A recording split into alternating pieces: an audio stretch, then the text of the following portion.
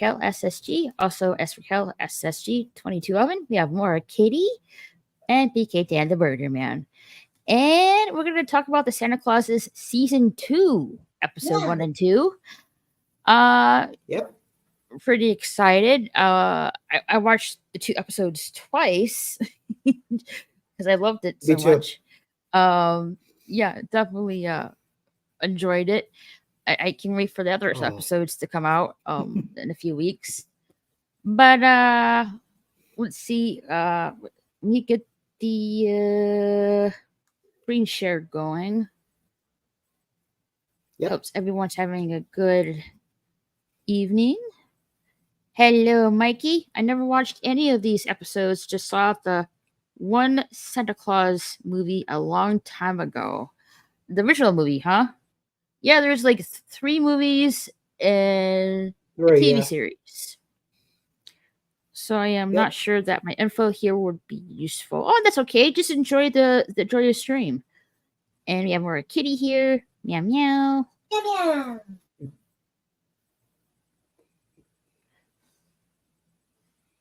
Hello, Mr. CCDV. Is that a TV show? I was an usher in a theater when the first movie came out. Oh, wow. Right. Yeah, this is a TV show we're talking about. Yeah. It's still Tim Allen, which is good. See you. It's still Tim Allen, which is awesome. Mm-hmm. Yep, they kept Tim Allen as Santa. All right. Let me share the screen here.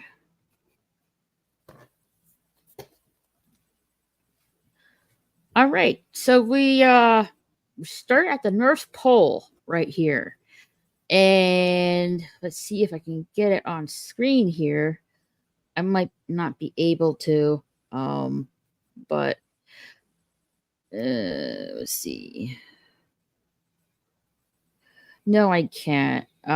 But anyway, we're at the North Pole at 1307 AD. It's some kind of cave. Yep. Let's see here. I can get it. Yeah, back in the early 14th century. 1307, if I remember right. Yeah. No, this. Okay, this is gonna be good as any. What server is it on? It's on Disney Plus. If you have Disney Plus. Yeah. But so anyway, North Pole at 1307 AD. In a cave, we see a Santa and some kind of a gnome, not elf, gnome. Rounded ears. The man, so apparently the Santa says, "The lunacy, did they not know who I am?" The gnome says, "Well, Santa, you could run faster if you lost a turkey leg and mead," which he was eating. He was eating the turkey leg. and he's like, the Santa said, "You can't run from a coup on an empty stomach, Olga." So this Santa is apparently in a coup. So this is not very Santa-like. So this must be a mad Santa. Yeah. And the gnome Olga says, you call this running? Mad Santa says, "No, Santa has ever been forcibly removed," which is true, kind of. Olga says, "This way to safety." So I don't know where they're exactly going, but somewhere to safety. There's the mad Santa. Yep. So it's kind of dark. It's kind of dark this time. Oh, there it is. Okay. So fast forwarding to 716 years later in Chicago, Illinois. We're in some kind of store. You see like a nutcracker Santa right there. Very fancy like. Yeah. and you see this guy, and getting ready in a Santa outfit and going out. Looks like to be some kind of like Christmassy tourist attraction of Mrs. Yeah, Claus or some. I think that's right next to him. it looks like it. Yeah, well, it's definitely like an attraction type town. Oh, I forgot. I forgot. Before this, um, just a little rewind a little bit. So, there's a turkey lady with the Mad Santa. The Mad Santa says, Yep. "How, how dare they call me Bad Santa? My name is Magnus Antis, and I will smite anyone."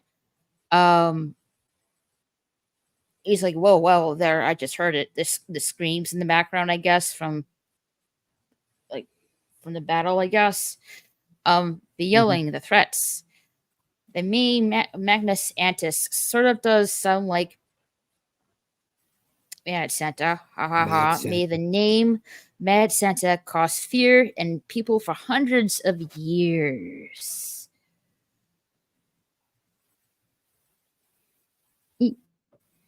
Um, No, I forgot in that building with the Nutcracker. Did they show the person in the building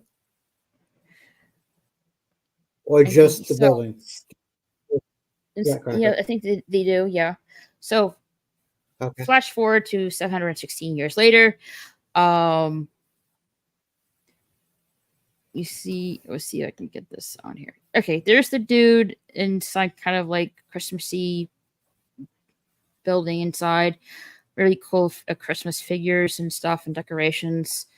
And he's getting dressed up as Santa. Hmm.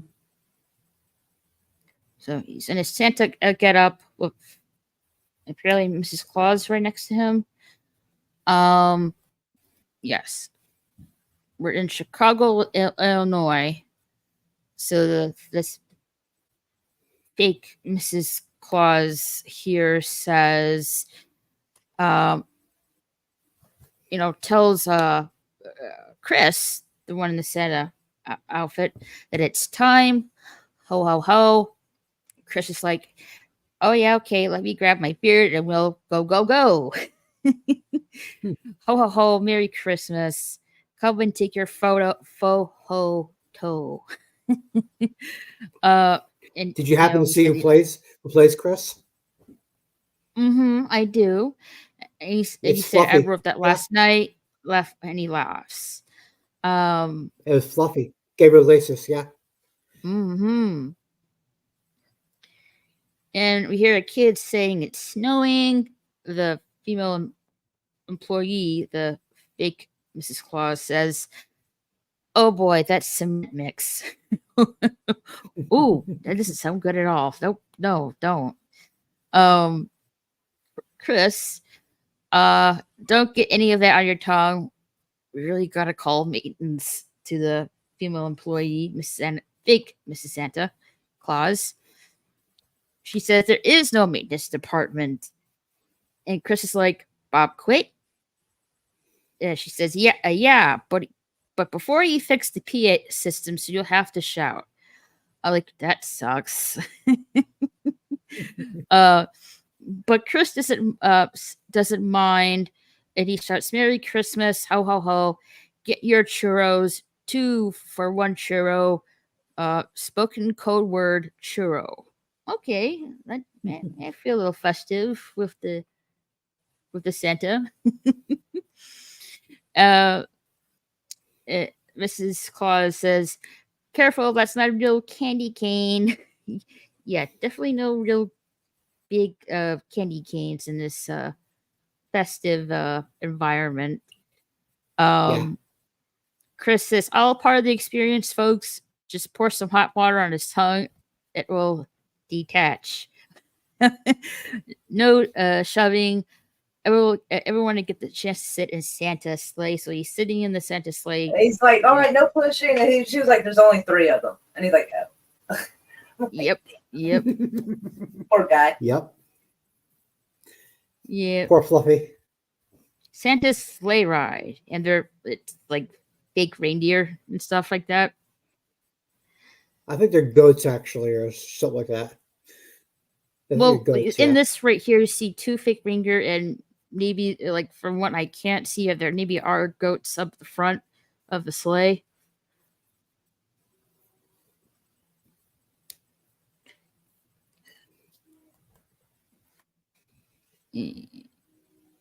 Let's see here. We switch to Santa, the real Santa, on his sleigh with his reindeer. Mhm. He's like, "Oh Donner, oh Blitzen, yeehaw! I love what I do." Like, how could he not love what he do? I mean, giving toys to children, Christmas spirit. Yeah. Let's see if I can get a good. I think this will do.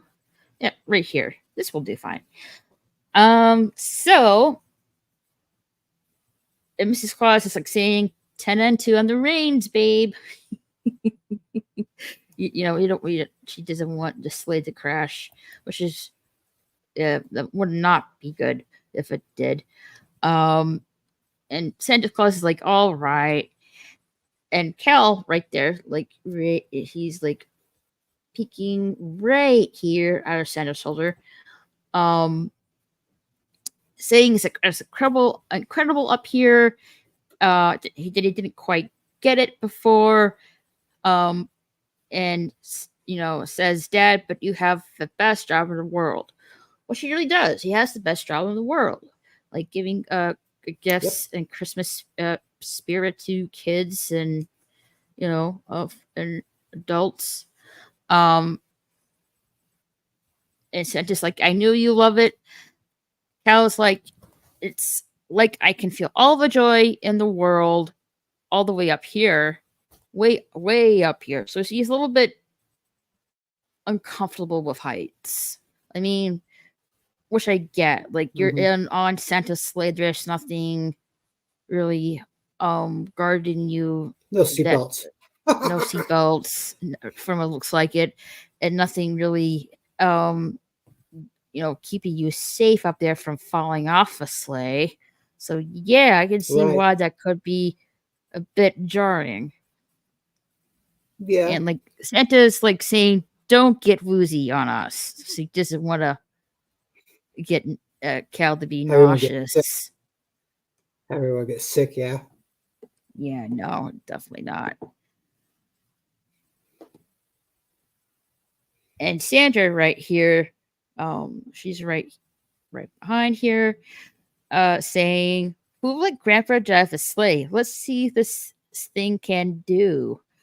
So she wants to up the ante here, but Kil's like, doesn't really want to because he's nervous with heights. And Santa's like, "Who will let Grandpa drive? That sounds like a challenge. Hold that." And he's like, I don't know what he gave to Mrs. Claus, but something, he tells her to hold something. And Santa says, anybody in here wonder what it's like to see a reindeer upside down? Me? No. But I'm interested in seeing. Cal is like shaking his head. He does not want to see that. But too late. And Miss Santa Claus is like, nope, nobody wonders that. Well, it is intriguing, really. Oh,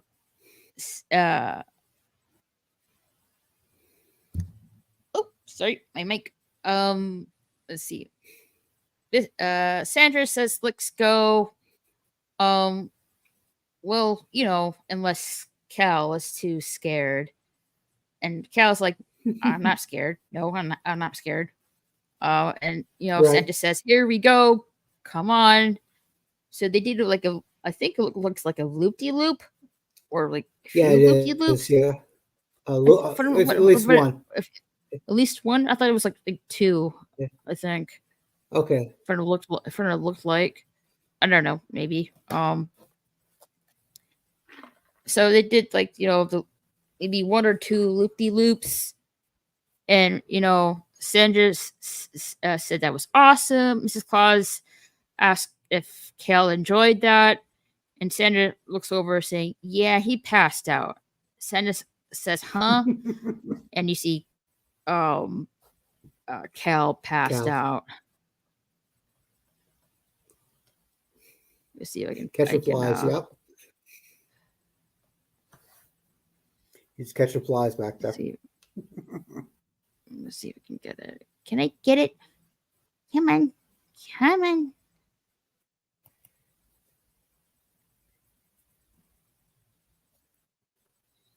Yep, right there. Passed out. Yep. Passed catching out. Flies. Catching flies. Catching flies. Yep. And Santa and Mrs. Claus are like, "Aw." So they're like disappointed that Cal passed out. Like, oh, well, it was too much for Cal. Yep. The G-forces. So, yeah, the G-forces. So we're back in Chicago, Illinois, with Chris sleeping on a sofa chair with looks like to be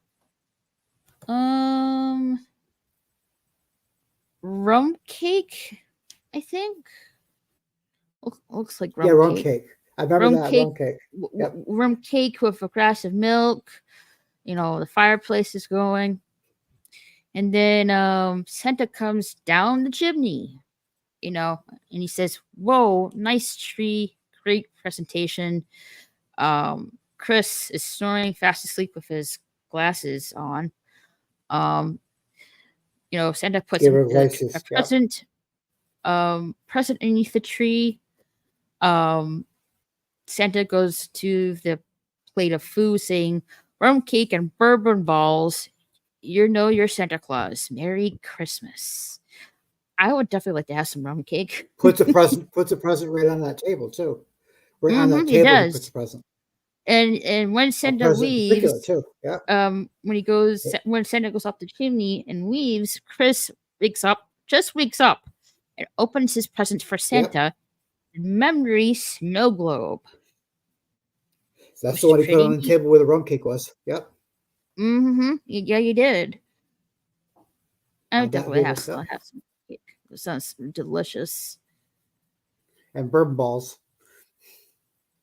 Rum cake and bourbon balls. Yep. Yeah. He's getting, the rum cake. Yep.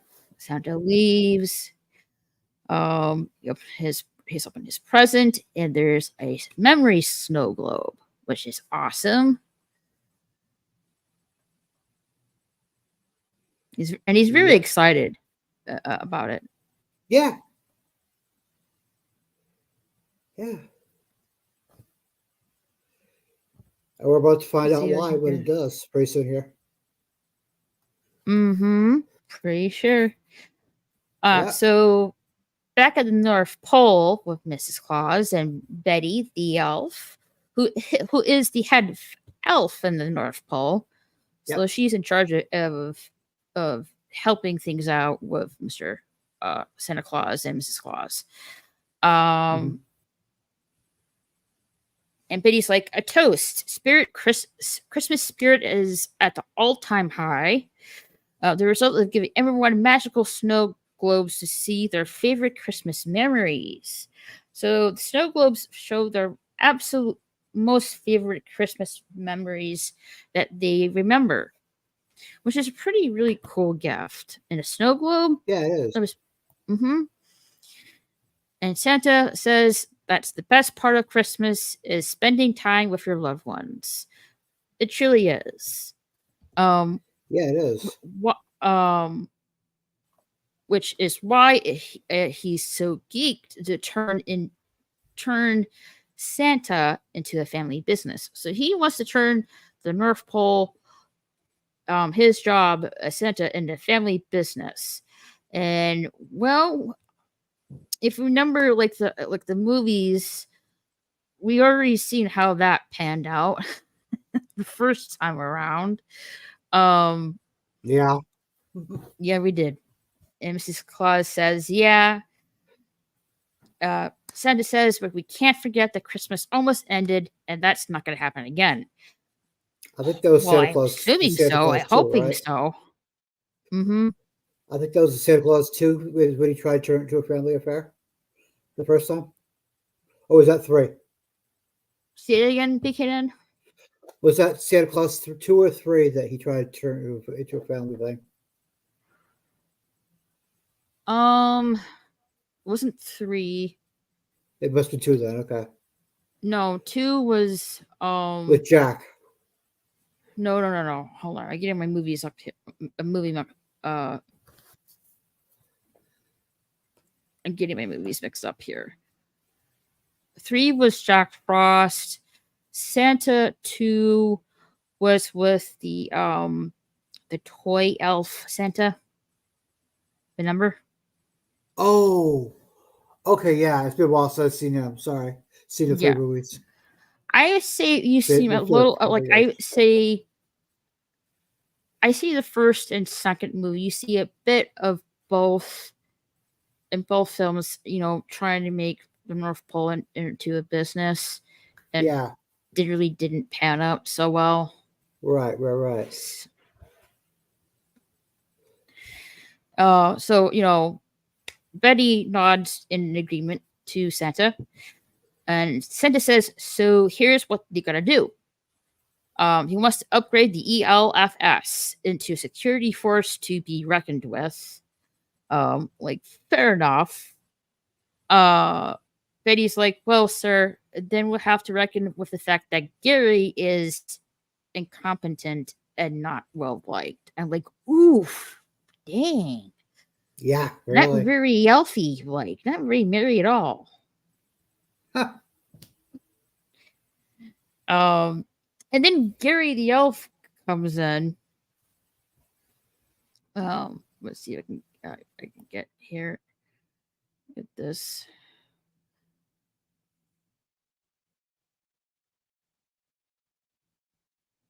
Let's see. Let's see if I can get it. It's kind of tough to get the scene that you want, but you can't really. Yeah, you can't play it, but it's like it jumps you very easily. If you try Yeah. to scroll through. No, going way too far. I don't think I can get it. Oh man. Oh, wait. Okay, there you go. Okay, Okay. there's Gary. There's Gary the elf right here who likes to drink maple syrup out of a cup, apparently. Yeah. And Gary's like smiling, saying, "She ain't wrong." He doesn't even defend himself. It just hopefully admits he's guilty. Okay. And he sent this like to Gary. "This is a private meeting," and Gary just shrugs off and walks away.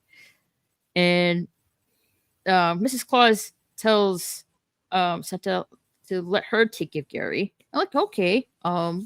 She definitely wants to get more into this North Pole kind of business thing. And Santa's like, "You gotta kill him?" And she's like, "No." She wants to take over the ELFS. So she wants more to do in the North Pole, just being like a as an icon, really, as Mrs. Right. Claus. Which I can truly understand that.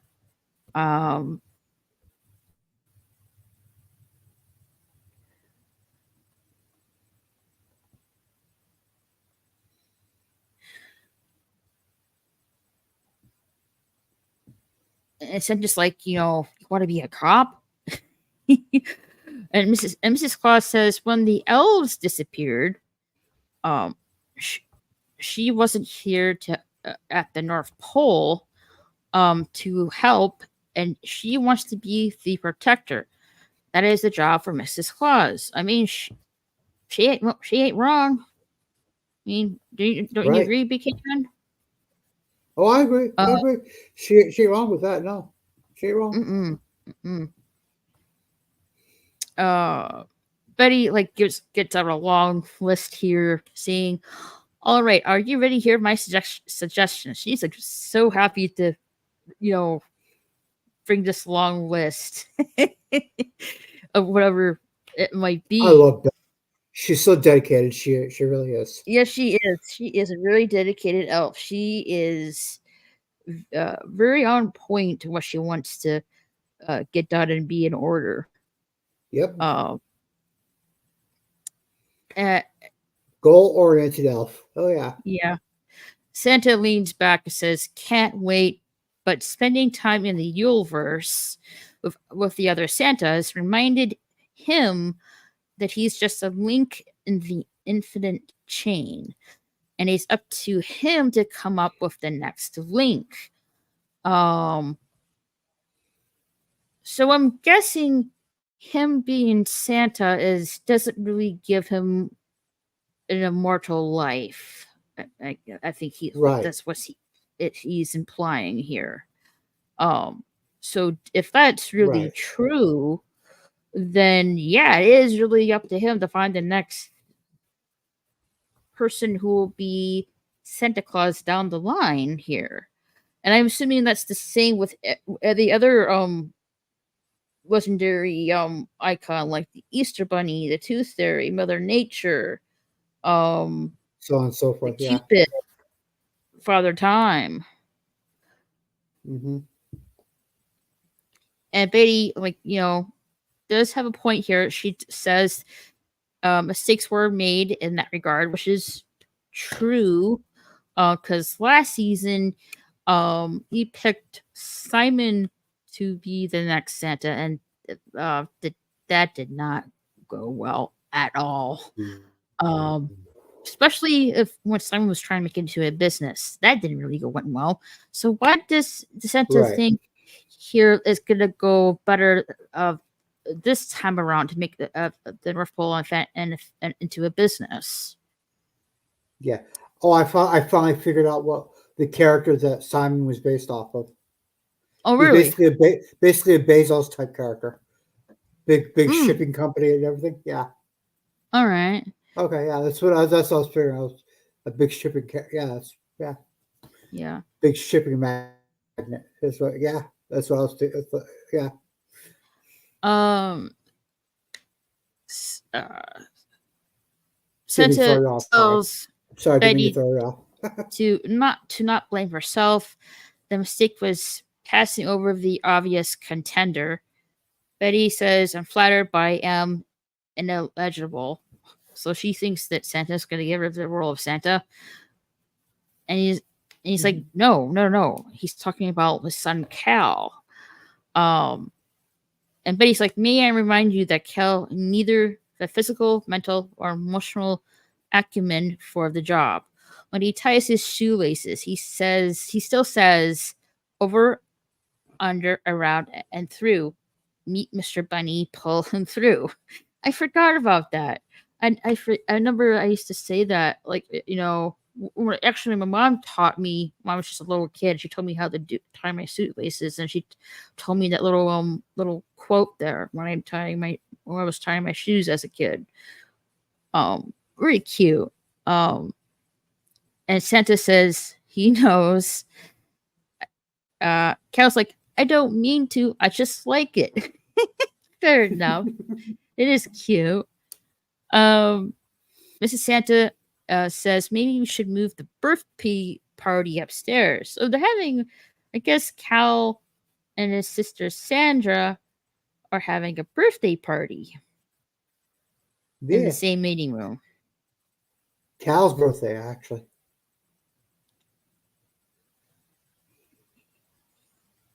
Yeah. It's Cal's birthday, and they're There's his sister Sandra. Yep.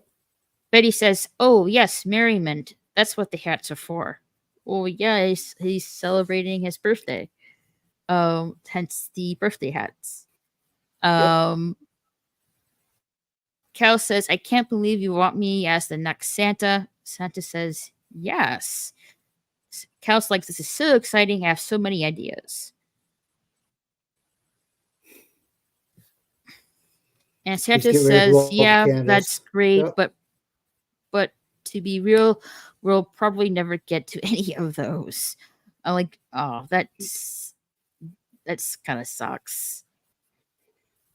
He's getting ready to blow all the candles in a second here.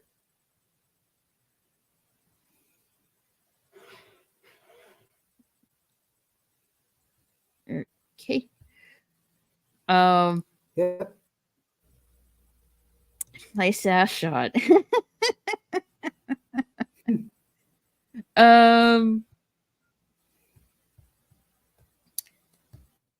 Cal says he feels like he's really coming into his Santa powers.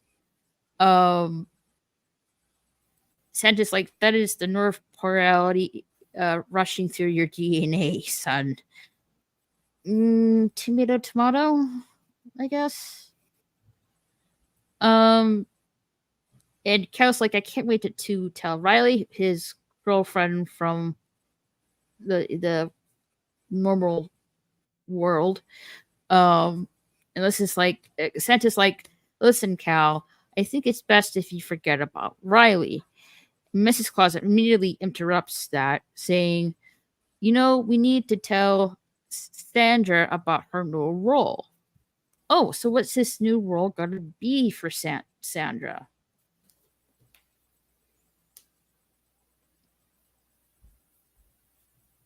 Did they tell her right here? I think so, yes. Santa says, "That's right. Sandra, this is a family business, and I want you to be in charge of the reindeer." And Sandra's like, "Oh, yes." Santa says, "That's not all. That's not all. I want to take care of all the animals here at the North Pole." And she's like, "All the animals?" All. The animals. All the animals. Not just the reindeer. That's a pretty big Right. job. Yeah. And Cal's like, "We can call her Animal Girl." And Santa's like, "We don't need a nickname. I can't come up with that in my old toy business background." Again, something that didn't really go well. Right. Cal's like, "Any girl." Sandra's like, "Maybe you're not listening. I can't come up with nicknames. They're not really listening to him." Mrs. Claus says, "What about Mighty Dame of the North Stables Girl?" I like that one. Mighty Dame of the North Stables Girl. Yeah. Sandra's like, "Where's that come from? You just thought that up?" Pretty much, yeah, she did. Mrs. Claus did. Yeah. Sandra's like, "I don't need all the names. I can come up with stuff like this. I already came up with one, and thank you so much." Sandra's getting frustrated that he's not being listening to, which is understandable. Yeah. So one of the yellows hands him a mug, and Sandra says, "I already put it on a mug for you. What do you think of it?" Or that. Let's see if I can get a picture of the mug here. Can't really get it, but here it is. Okay. I can't read it. What's it say? Sandra says, "A mug. Wow. Keeper of the creatures." That it says on the mug. Keeper of the creatures. Yep. Keeper of the creatures. Don't remember that one. What? Yeah. It says Keeper of the creatures. Sandra says. Santa says, sorry. No, I'm confused. Sorry. Sandra says, "A mug. Wow. Keeper of the creatures." Santa says, "Girl, I'm spitballing is an idea. Santa says, "Oh yeah, an idea." Santa says, "It's an idea." And Eddie, with the elf with the sparkle dust that puts everyone to sleep. Yeah. Sorry, I'm looking for a piece of paper so I can write this down. I got an idea that I need to remember for when we do the second episode. Let's see if I can Write this idea down get before I it. forget it. Here we go. So Eddie comes in, says, "Time for the birthday cake." Like, oh yes, the cake time. Yep. And Sandra's like, Cal's cake. "Thank goodness." And Sandra's like, "Look at this. Okay, wait a minute. Where's my special cake eating fork? I can't eat cake with my fork. So this is like a special fork he uses to eat stuff." Yep. Okay, lucky fork. I mean, that sounds a lot better than a lucky pair of shorts to me. No, thank you. Cake with a special fork. It's so small. Yeah. He's describing it right now. Special fork is fine. Mrs. Claus is like, "Ah."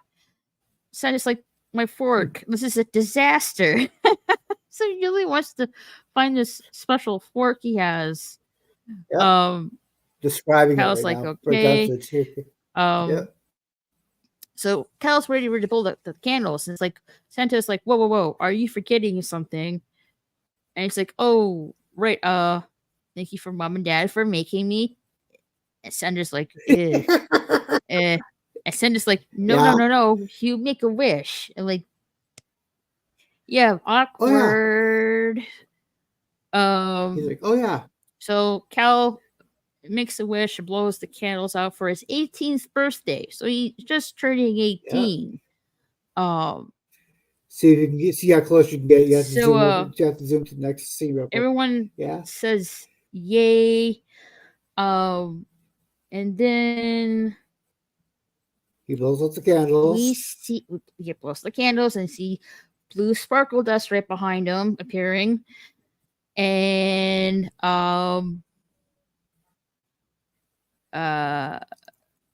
Sandra's like, "All right." And Sandra sees what's happening behind Cal here. Sandra says, "Dad." Santa says, "Yeah." Let's see if I can get it. Did I get it? No. Okay. Aha! Yeah, Riley appears with her toothbrush. And Cal I wish Riley were here, probably. Turns around saying it worked. Santa turns to Mrs. Claus and says, "Yeah, I don't think he's forgetting about Riley. Definitely not. If he just wish a birthday wish that she was at the North Pole, that wish was definitely granted." Yep.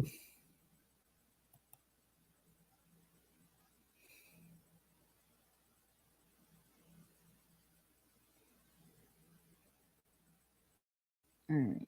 See here. Yeah, good enough. So, Mrs. Claus says, "So Cal wished for his girlfriend here. What's the harm?" Santa says, "I think it's reckless. You don't see me bringing random people that I like up here to the North Pole. And pot kettle black much? Because that's not exactly true."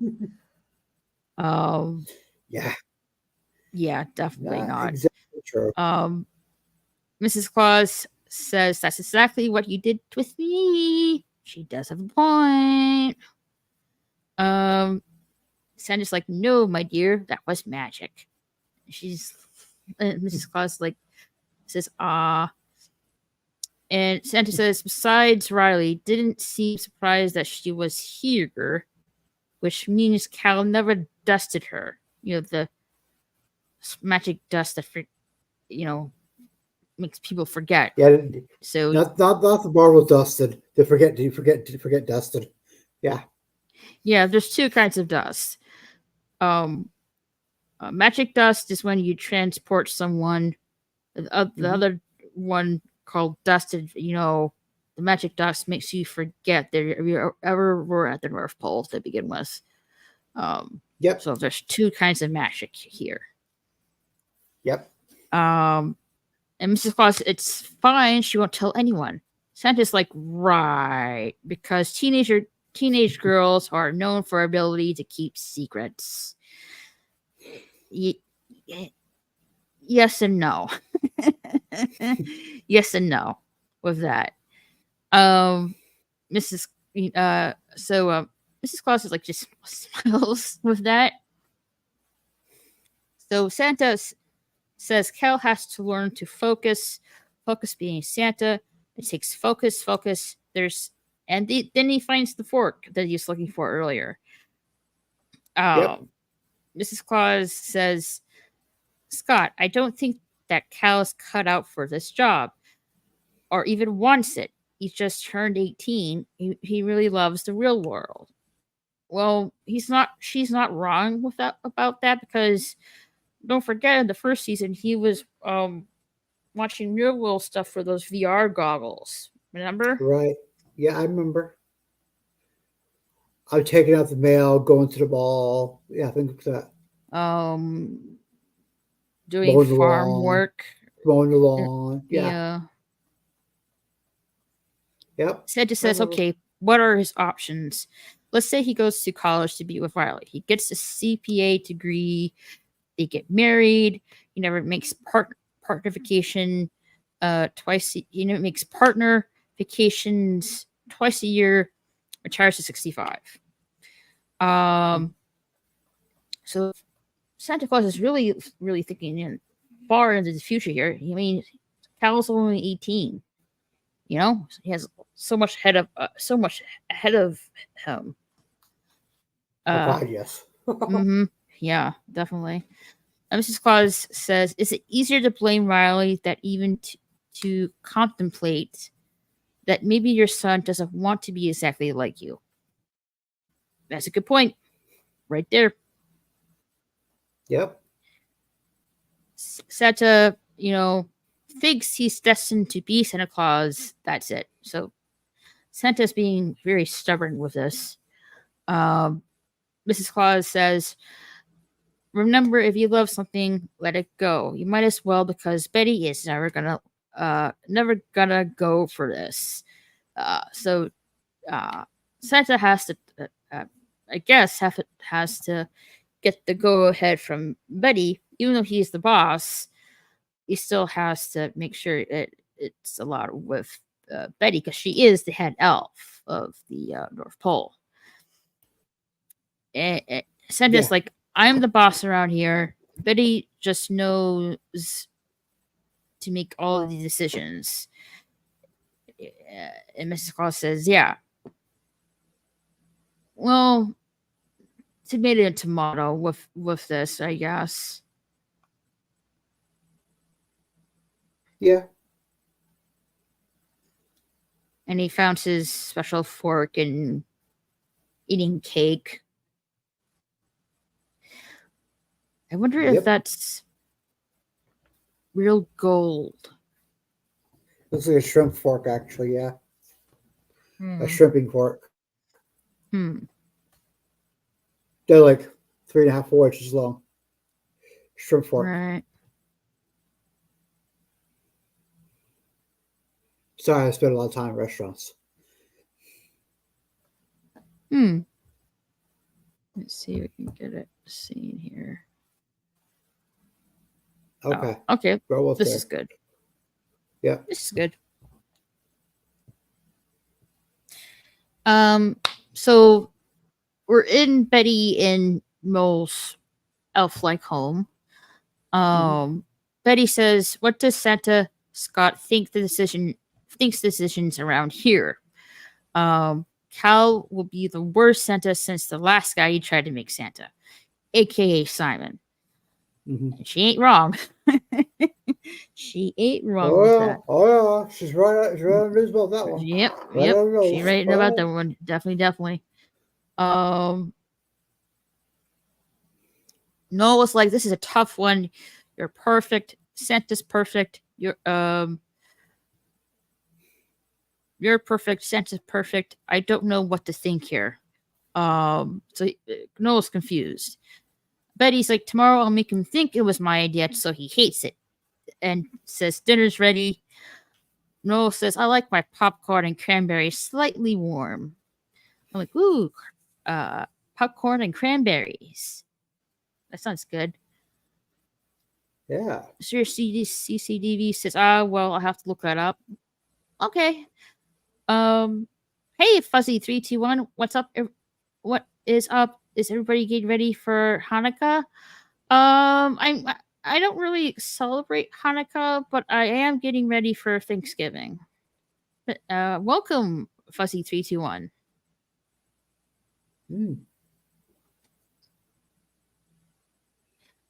So Noel goes to the oven to open the oven, and Betty's like, no, don't. And we see all these letters that have important notices on them. And Betty's Noel's like, what's this? Betty's like, it's my time to go to on Cribble Crabble. What's Cribble Crabble? And Noel's like, honey buns, that's fantastic. A year in the real world to experience all life has to offer. I wish I could go with you, but you know the rules. I'm so happy for you, Crumb Cake. So Cribble Crabble, I guess, is for elves to have a experience in the real world for 1 year. Yep, in the real world. Yep, 1 year in the real world. That doesn't sound too bad. Sounds exciting. Well, and Betty just right. Betty's culture shock. Says the culture shock of it. Yeah.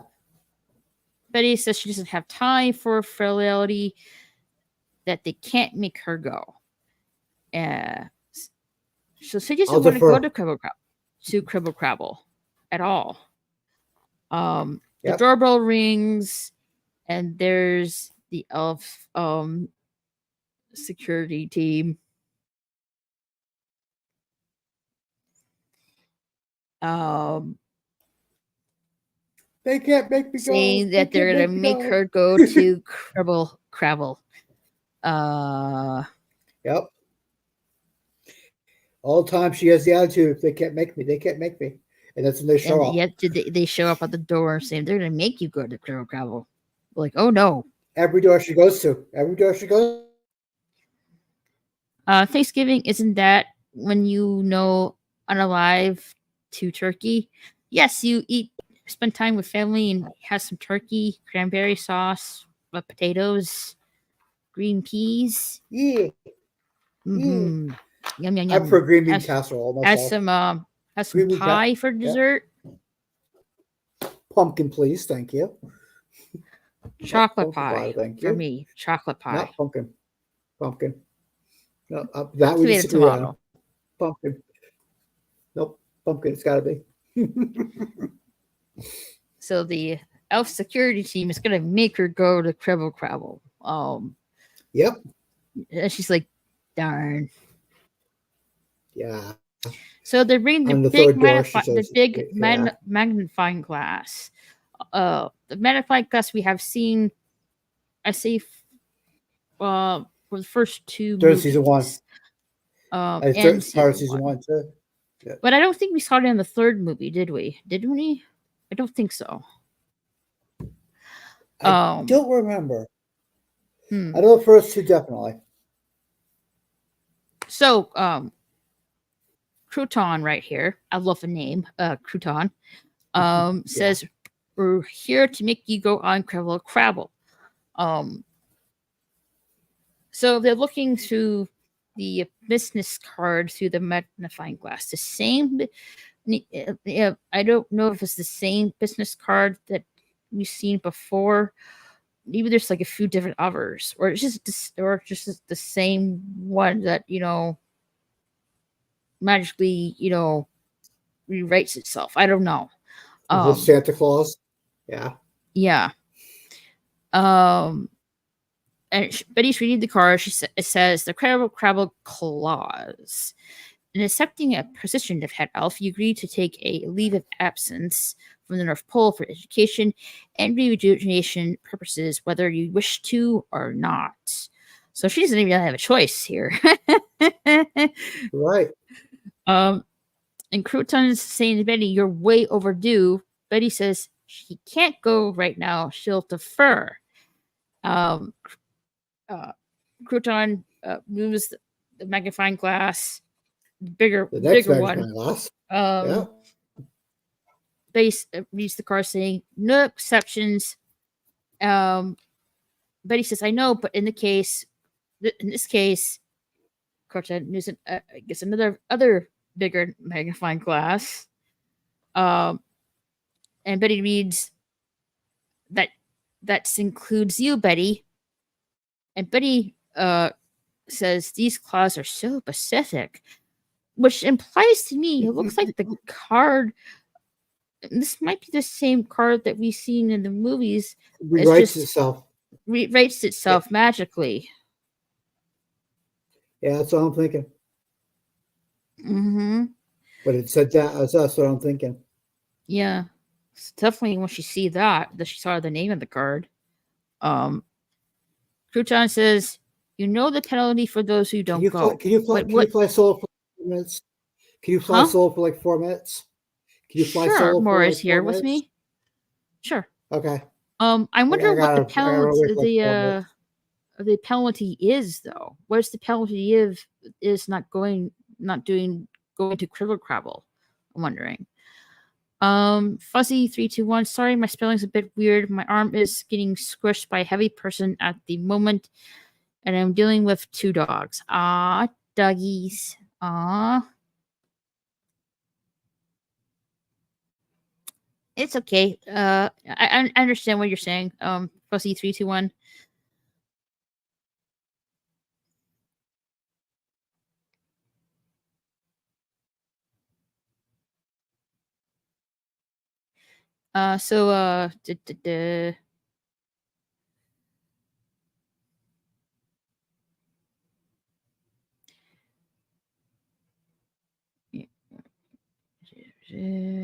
Alright, here we go. So, Betty says, "Fine, I can't believe you brought security. Do you really think I was going to run?" Crouton chuckles, says, "No." The 2 security elves hide their cuffs. Betty runs to the other backside door, but she gets stopped because there's 2 security elves right there saying that they got eyes on her. So escaping from this is not an option here. Unfortunately for Betty.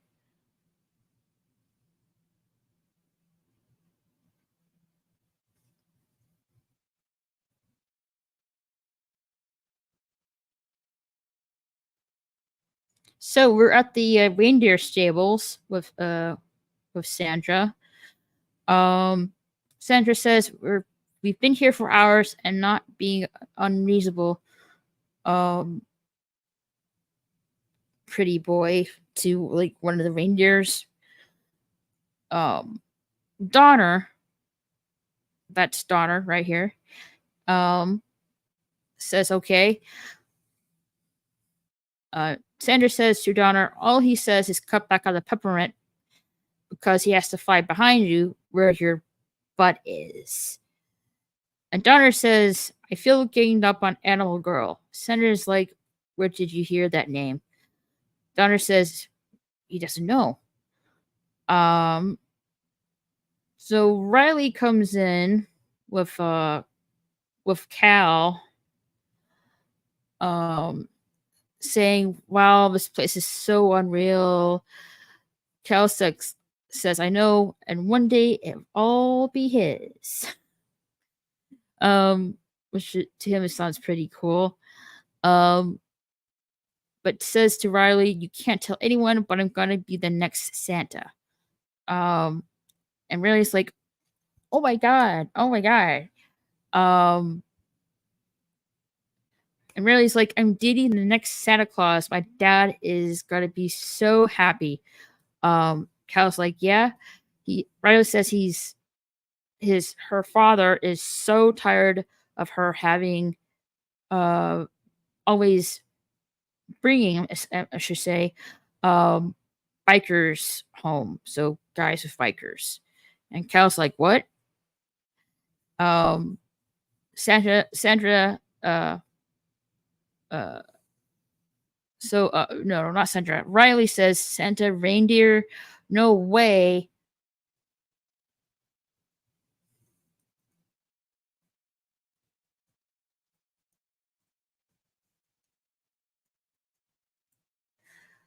And yeah, Cal's like, yeah, my sister can talk to animals, but I have the magic touch. And Cal is about to touch, I think.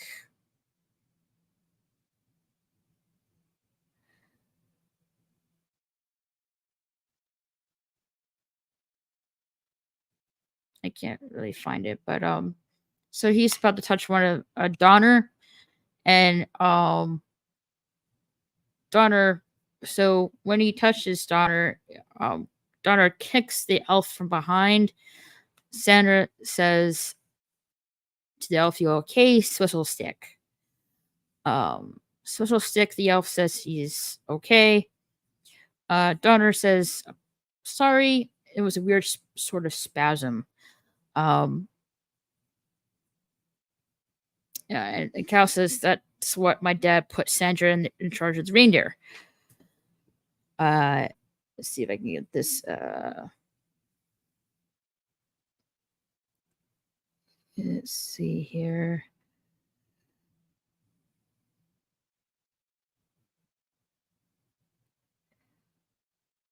Here you go. Donner's like in charge of us.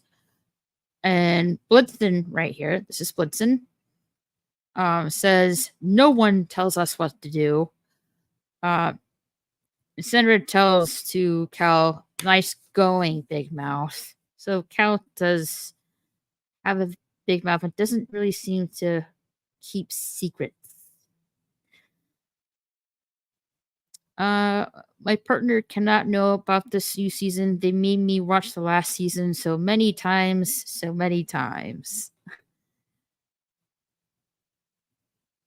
Oh, you don't have to watch it if you don't want to. Fuzzy321. Something you should enjoy. And plus, we are reviewing this show, and just in case you guys don't want to watch it. But if you do, that's fine too.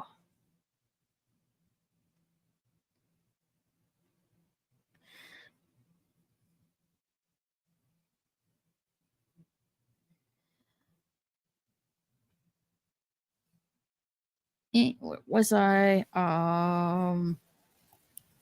Okay, sorry about that. I think it was more like 6 minutes. That's fine.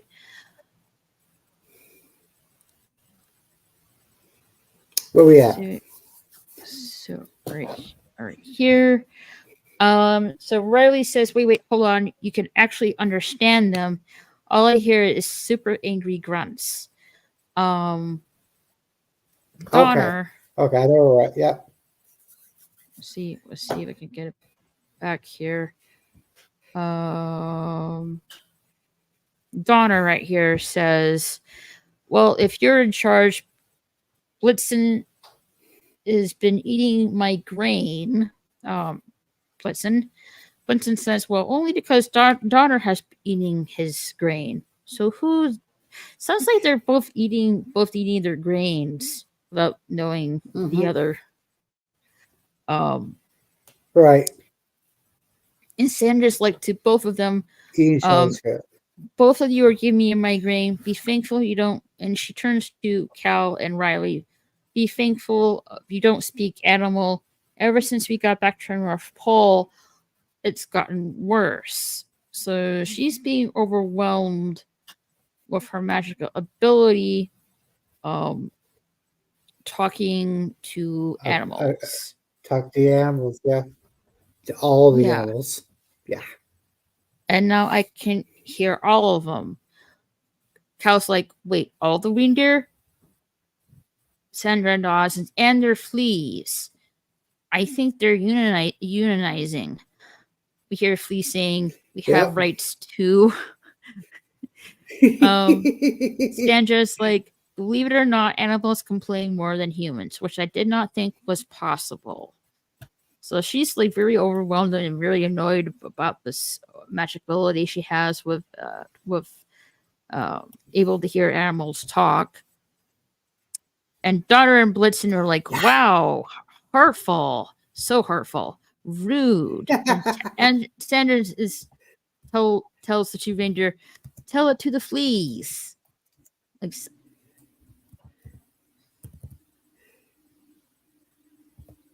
yeah, really. Definitely need to get some medication for that.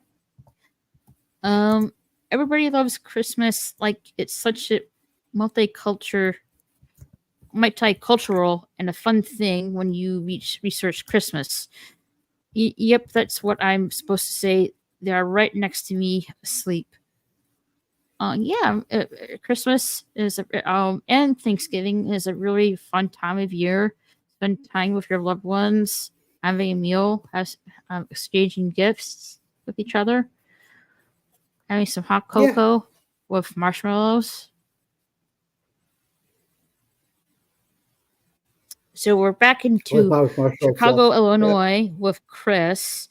He's on the phone and he's looking at his memory snow globe here.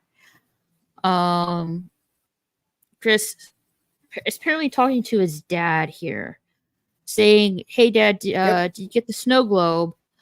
I was wondering what old Christmas memory showed you. You know, maybe the non-believers didn't get them.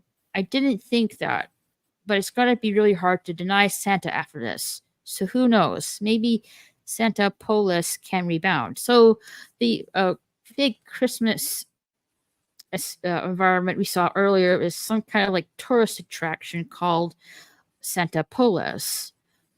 So we skipped ahead back to the North Pole with Cal and Riley. Riley's like saying the snow globes are so cool. Everyone is still talking about them. And Cal's like, with his big mouth, saying the magic only lasts for a week before they shut down, but hopefully people will carry in their hearts for a long time. So the memory snorkels only work for a little while until they shut down for good, which kind of sucks, but understandable. Yeah.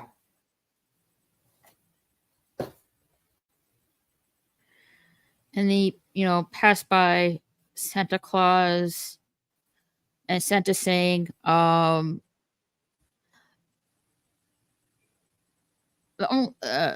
well, Riley, I hope you enjoy your tour. Probably not going to remember a lot of this. And Cal, with his big mouth in front of Riley, says, Dad, can we not dust Riley, please?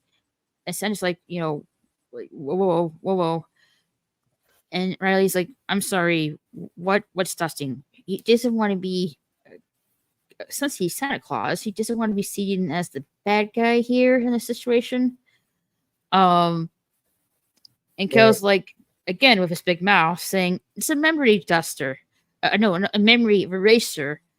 It's one of those dumb ancient rules. There's so much I can't wait to change. And you could see Riley's eyes just go. It's like she doesn't want her memory be erased. Right. I don't blame her. Like, no, thank you. Since like they updated the manual 200 years ago. 200 years ago, I think that's time for an update, don't you? Don't you agree? Either way, Cal's like, but you know what I was thinking? Santa's like, uh-huh. What if instead of flying, Santa took a train? I don't know about that.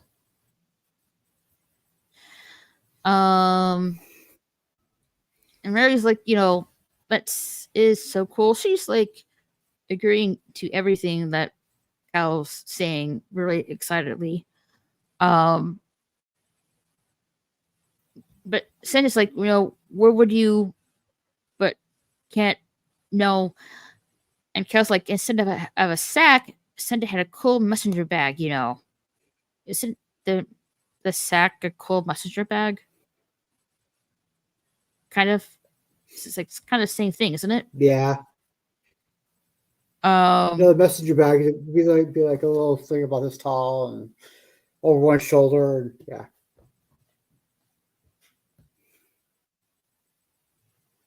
Like a merce. So Santa's like, Riley, one of those is a really great idea. Santa says, you know why envy Sandra? She only has to talk to critters, right? So Sandra comes around.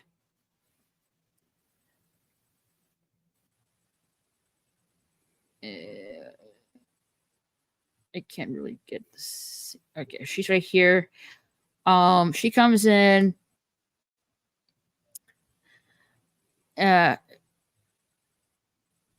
Sandra just doesn't want to hear anything. She's like, noise of nope. She just doesn't want to hear anything. And Santa's like asking her, are the reindeer doing? Sandra annoyingly saying, blah, blah, blah, blah. Why can't everyone just start talking to me? Gosh, Dad, and slams the door. So she's really, really being really annoyed, overwhelmed with her magical ability to talk to animals. And Santa says, "We don't yell at the door. We don't As yell we don't yell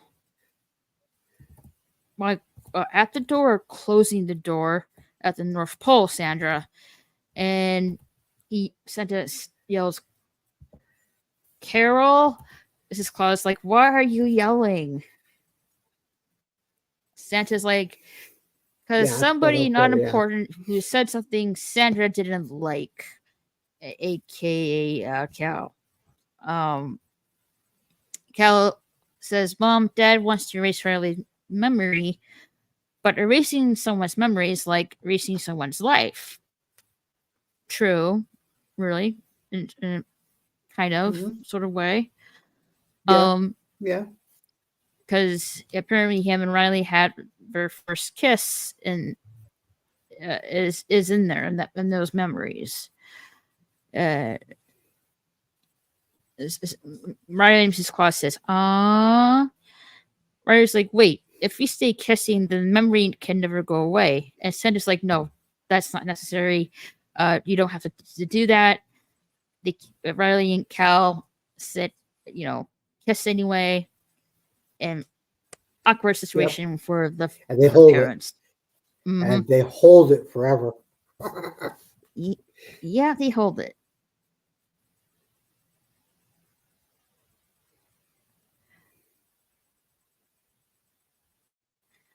And Santa's like finally says, like, right there, no dusting. And for the record, this was my idea. So he guided him, somehow got off. He somehow got off in a bad situation somehow. And Mrs. Claus like tells Santa that she's proud of him. And Santa's like, yeah, we'll get the gaslighting department on this. They can monitor her behavior and adjust her memory if she starts blabbing. I did the same thing to Simon. So you apparently did the same thing to Simon. So Simon has no recollection that he was in the North Pole with Santa, I guess. Right. I'm wondering if that's including his daughter Grace as well. Ooh, yeah.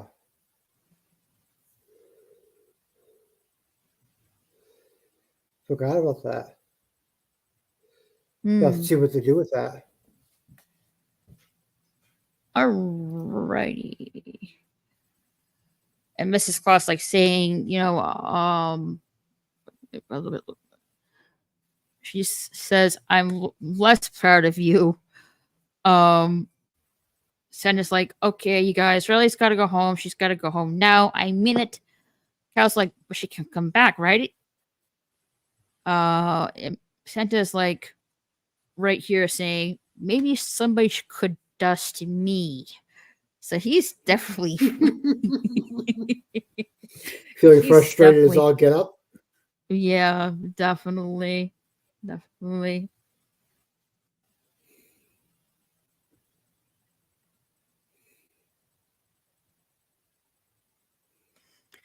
No, not loved ones. Anything apart from that, I'm going to have to pretend to get along with the in-laws.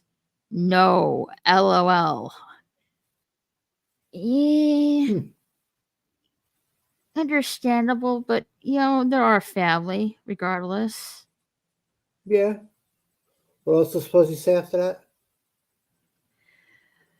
The next one down. Next comment. Modifying meme. You say assassination are implied with that. This is intriguing. What? I don't get it. I have no idea what they mean. I don't know. Either. I think that was meant to go somewhere else.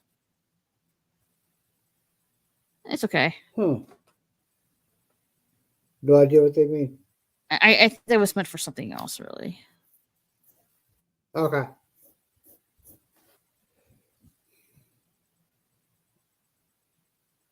Where we at? So we see the elves dancing into this little Merry Christmas, not Merry Christmas, but it's Christmassy tune. We hear the doorbell ringing. I see. I can get her on the screen.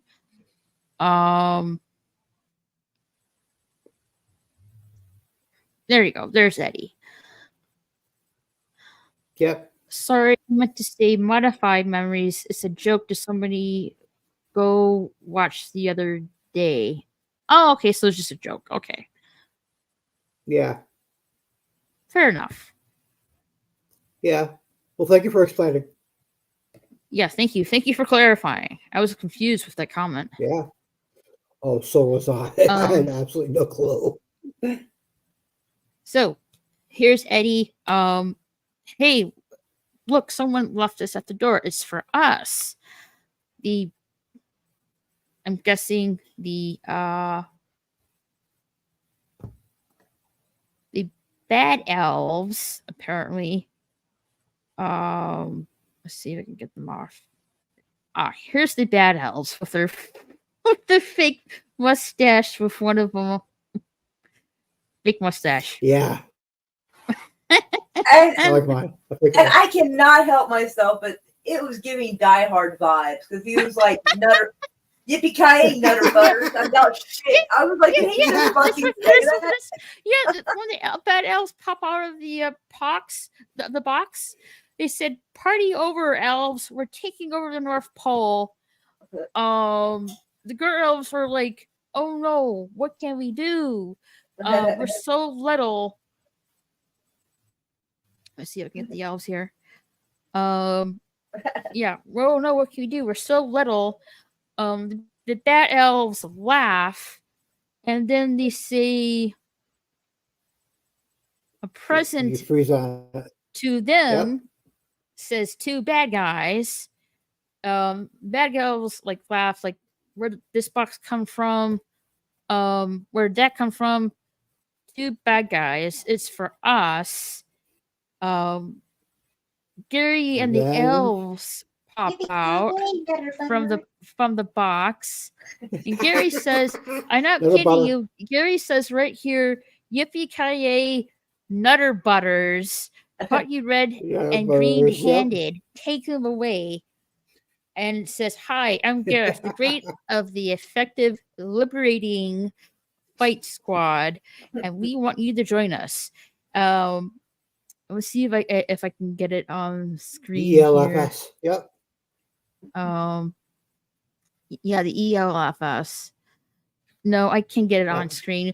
But the number that they had on screen was in candy cane letters that said 800-555-0199.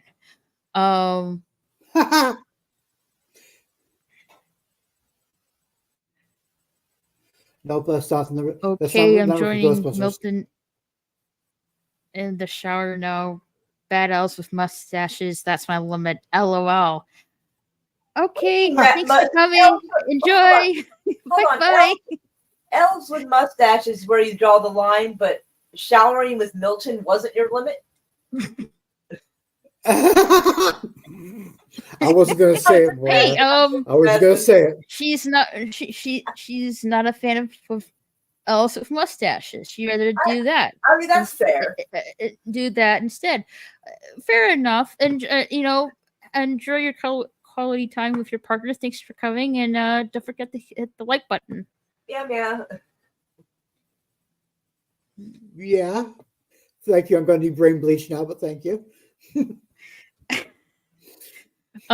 There's Mrs. Claus,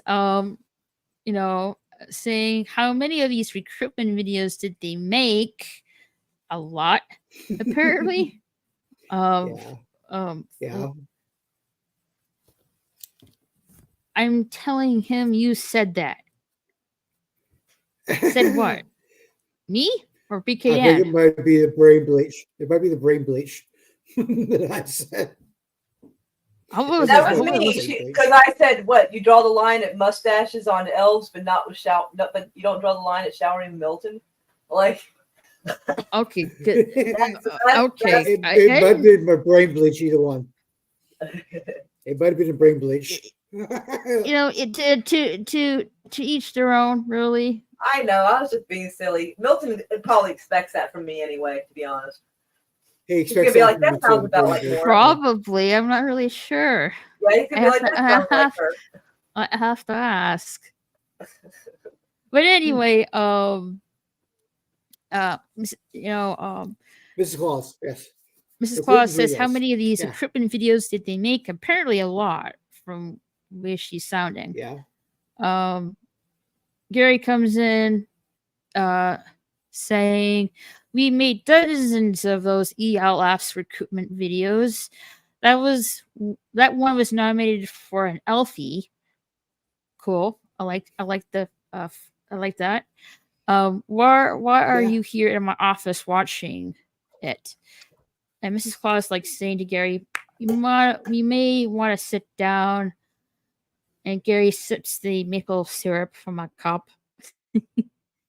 And Mrs. Claus is like, ew. I guess Gary likes to drink maple syrup. Yeah. Good luck with that. You let it diabetic. Good luck with that, Gary. It's definitely sticky. And now we'll see good luck with that. Santa getting a haircut and getting his beard trimmed with a barber elf. Santa's saying it's been a tough week. And Maurice, the elf here, his name is Maurice, says, Santa says, I thought it would be smooth sailing turning this into a family business because that was the point, to keep the family together. But Sandra, she's upset about something. And Maurice told Todd, He's like, the whole time. And Santa says, and Carol is taking Mrs. Claus in a weird direction. I mean, she's like, Santa's like, and Cal, I want him to follow in my footsteps. Instead, he's following his girlfriend's footsteps around here like a little baby polar bear. A little baby polar bear. Maurice is like, aha. And Santa's like, you get it, huh? Maurice says, oh no, I thought I took off too much, but we're good. Let's see if I can see here. Oh, here you go. You about done? I've been done for 5 minutes. Oh, nope, not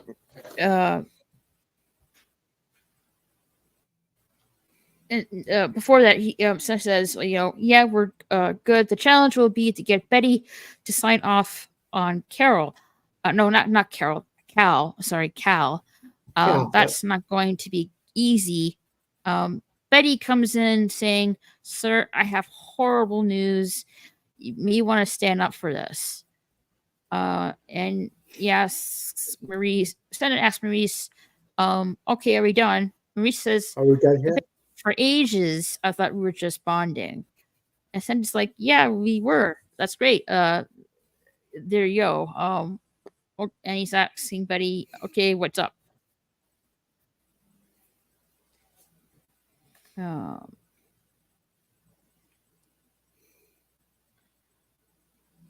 She explains she has to go through the railroad for a year. Yeah, she'll have to see if I can get it here. Here we go. This is fair enough. She says, according to the elf clauses, so elves even have a clause, not just Santa. Interesting. Right. According to the elf clauses, I have to leave for Cribble Crabble. Sounds like a board game, doesn't it? Yeah, it sounds like cribbage or Scrabble. Scrabble, yeah. Yeah, cross between the two. Yeah, that'd be maybe they should really create like a Merry Christmas Scrabble board game named Cribble Crabble. That would be cool. It'd be a really cool idea to do. Interesting. Just an idea, really. Yeah. Are you paying attention, Disney? Are you listening, Mouse? Yes. Are you listening? Anyway, Santa Claus laughs. He's like, "What? Oh wow, Cribble Crabble, but you're gone for a while. That's horrible news. Tell me more." Betty says, "I'm supposed to leave right away, but I can't get out of it if you sign a waiver saying it's a bad time." And Santa's like, "You want me to write you a note to get out of this? There's rules, you know." Betty's like, "You hate rules." Yep. Santa's like, "Things have never been better at the North Pole. You're gonna have to go eventually. This might be the best time." Betty's like, "I'm a victim of my own excellence."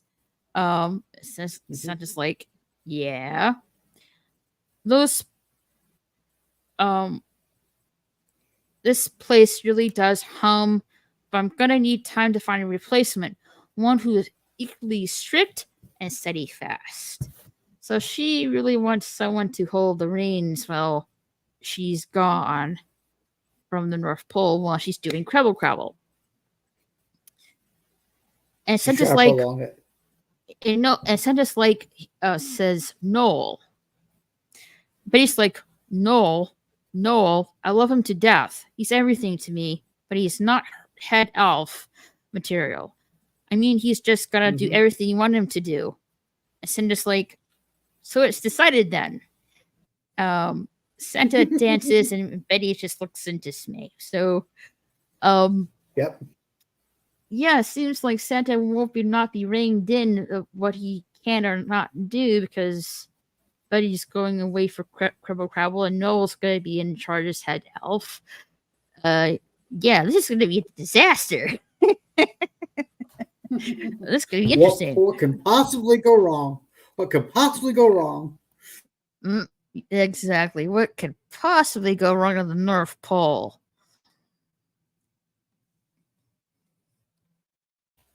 Nothing ever goes wrong with that, right? No, never.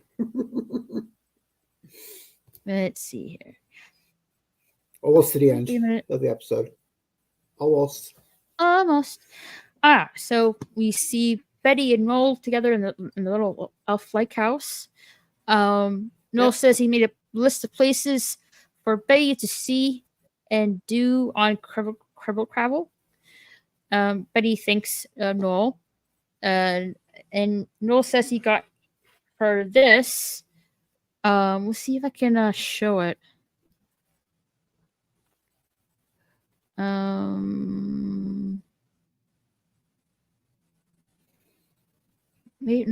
may not able to get it. I know we eventually find out what it is, but did they actually show it? I think they do, but again, it's hard to.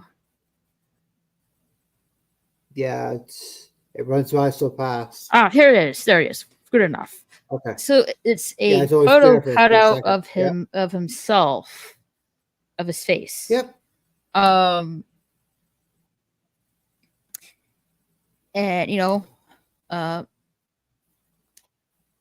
Betty looks, says looks excited.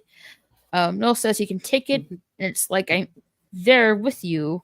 You can take pictures everywhere we've been. And then Betty said, "Well, I got you something too. Let's see if I can get to that. Yeah, you get it. Get to that one. Yeah. She has a big bag. Let's see if I can freeze right out of that moment. Yeah. It's a skill that I haven't mastered how to do that. Still freeze learning. at the exact moment. Yeah. I haven't figured that out either because my hand jumps so easily. It's just like, it's just really hard to pinpoint. There you go. She has a mask of herself as well for Noel, of her face.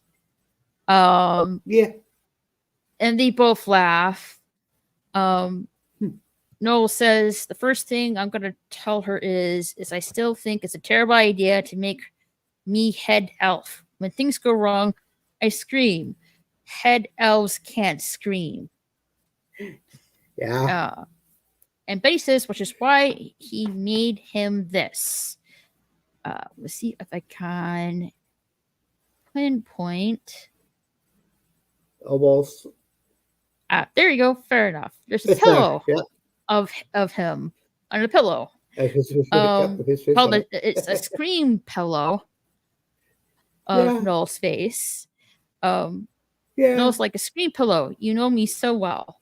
Betty's like, I know you're going to do a great job. I have complete faith in you. Noel's like, thank you. Now Noel says, like, now let's get you to Cribble Crabble. All the places you'll go: New York City, Paris, Area 51. Area 51? Why Area 51?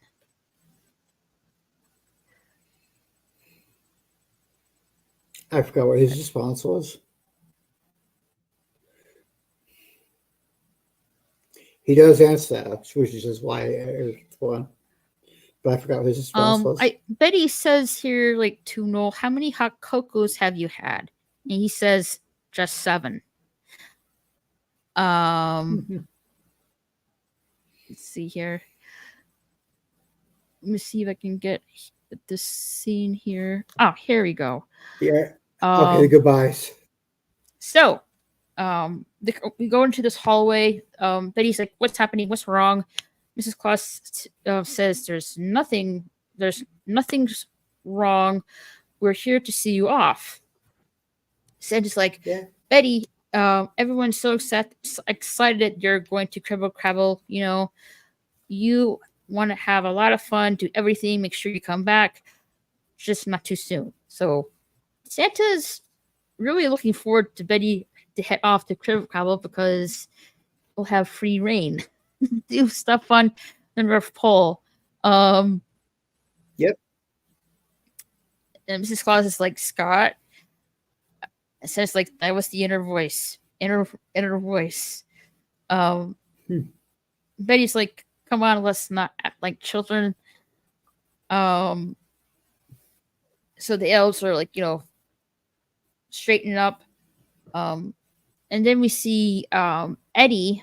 See if I can get it like a good screenshot of her. Here we go. Eddie says to Betty, Betty, please don't leave us with Noel at the helm. She's not really looking forward to see Noel as head elf here for some odd reason. And Betty's like to Eddie, you're really in charge. Don't let him out of your sight. Who, Noel or Santa? I'm thinking Santa. Right? Yeah. There's music going in the background. So we see this portal behind her. Open up the portal, yeah.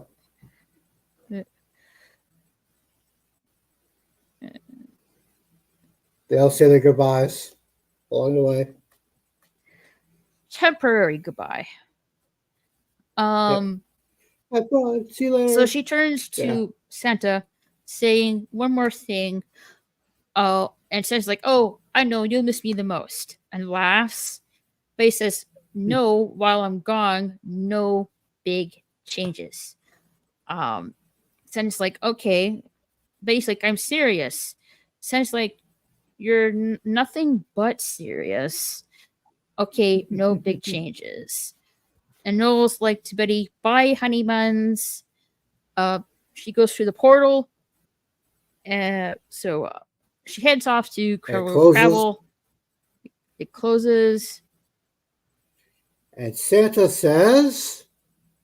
Yeah, hold on a minute. Yeah. There you go. And he says... Okay. First big change. Cal's be the next Santa. And all the elves are like in oh my gosh mode. Yeah.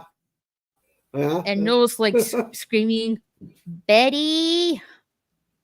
Yeah. And the elves like, you know, I heard one of the elves sing in the background, "That's against protocol." And Noel's like, "Come back, Betty, come back." She's gone. She's gone.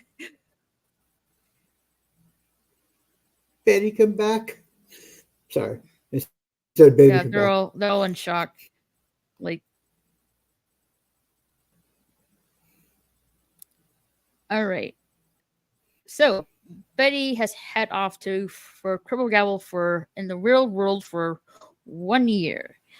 Noel's like with Eddie here, saying Betty's counting on him to make sure everything runs smooth. Smooth didn't last a second, which is true. Didn't even last like a freaking minute. Eddie says she chooses to focus on the positive. Noel asks which is, and Eddie's like sarcastically or kind of like mean, like saying like, "I'm not you." Noel says, "Cal's great, right? He's gonna do great.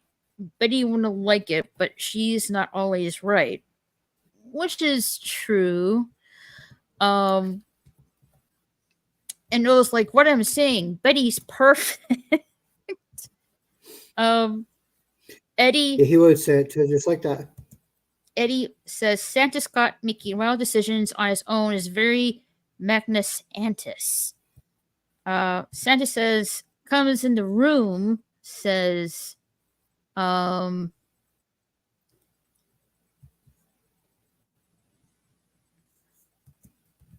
Magnus Antis. Eddie and Roll are shocked. Santa came in the room. Yeah. And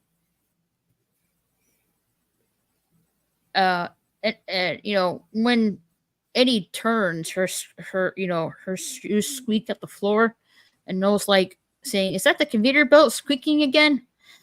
And Noel turns around to scream in his screen pillow, and Santa's like asking, "Okay, who's Magnus Antis?" And he's like, "It's a past Santa." Noel agrees it's a past Santa.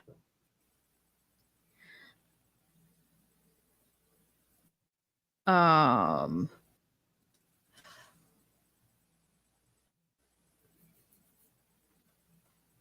Santa's like, "And Eddie says 1,000 years ago, Christmas was based on Europe, but when humans started stealing the magic for themselves, he moved his elves and his operation to the North Pole. And Santa's like, wait a minute. I was in the Euroverse and met all the Santas.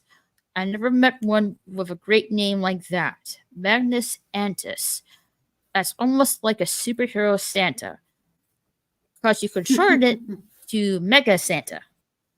Look at my power. I'm Mega Santa. I don't bring the gifts. I throw them at children. Ouch. Yeah. And they're all laugh. And Noah's like, spot on Santa. Santa's like, says, ho, ho, ho. I don't know enough about Santa lore. We gotta make North Pole history part of Cal's training. All right, this is good stuff. And both Eddie and Noel said, yeah. Let's see if I can go to the next scene here.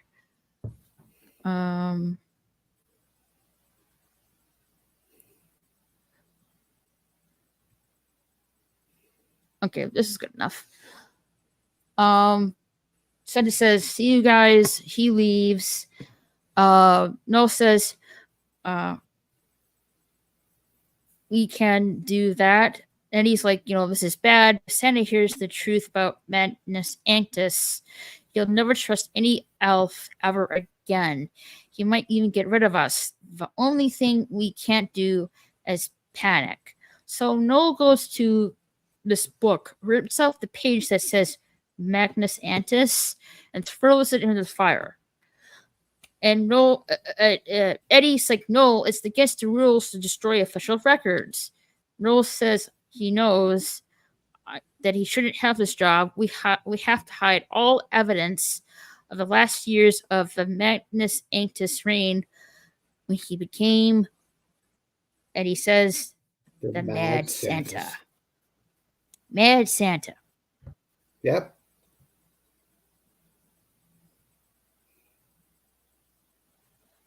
There's I think there's the page. Nope, that's not it. He's about to rip it out. Yeah, there it is. Magnus Antis rips it out of the book and throws it in the fireplace. Like that. No, you're not supposed to do that. Not in a book. It's incomplete now. Yeah.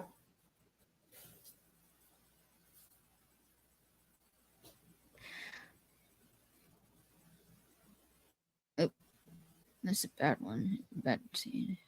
No. Let's see here. Oh, there he is. That's good. So we're going back into the past here. At 1307 AD, some kind of cave. Here, Mad Santa says, or Magnus Antis, we're just gonna go with Mad Santa. Says, or did it ever do to you? Was it the torture, the bedlam, you treating to turn the world's children into nutcrackers? I admit, yes, sometimes I can go a little bit far, but is it a crime to be a little moody? Remember, you all said I was the best Santa Claus ever. You said it. It was a while ago, but you said it. Fine, but make it your best shot. And for your sake, you better hope it's everlasting. And the elves, who are like in their little cloaks, let's see here. Let's see if I can get the scene here. Can I get it? No.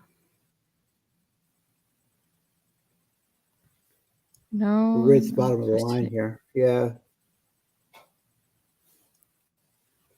Oh, wait. I found it.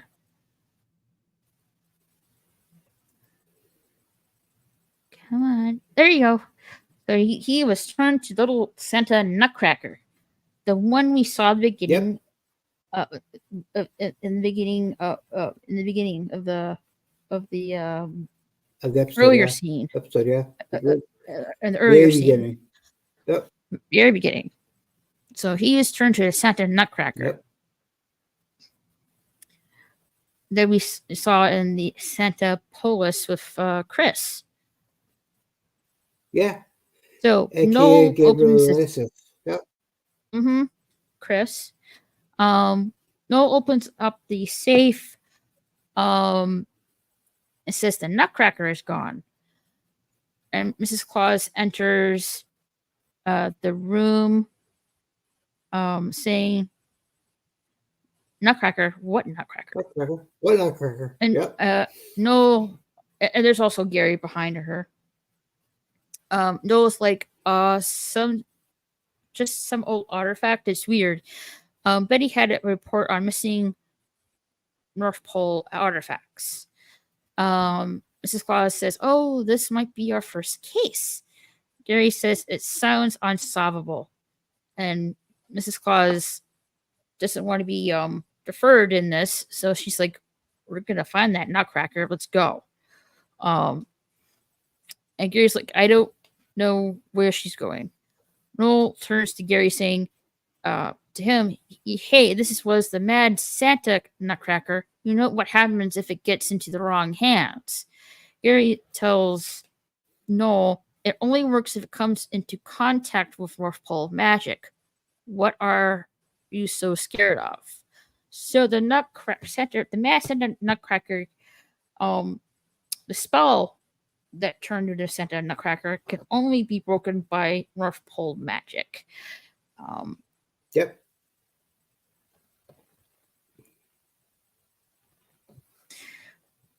Let's see here. So we're back to Chicago, Illinois. With Chris and his dad. At the end of the episode, I gotta jump because sorry, it's starting to get kind of late for me after the end of this episode. Okay? I understand. Yeah, we're almost at the end of the episode here. Yeah. So we're back in Chicago, Illinois with Chris and his dad. Chris here tells his dad his dad was playing with the Santa Nutcracker, and which is right here. Mm-hmm. And Chris is like to his dad, please don't use that to crack nuts. And, his dad's like, crack nuts? It's a nutcracker. Chris is like, yeah, but it's like 200 years old. I bought it off a dealer in Norway. So it knows he was told it's 200 years old. Okay. His dad is like, another foolhardy purchase. I think it's time we pull the plug. And Chris is like, oh, come on, Dad. Look. I know it's your money, but it's my park. Look, the snow globe. Look, the snow globes. They're going to turn things around. I know they mean something. So Chris is trying to convince his father about the snow globes, that they're magical. And Chris sees something, but his dad doesn't. Chris is like, wait, there was something there. There was memory. And his dad's like, there's another piece of junk. Like everything else in this museum. It's time to grow up, son.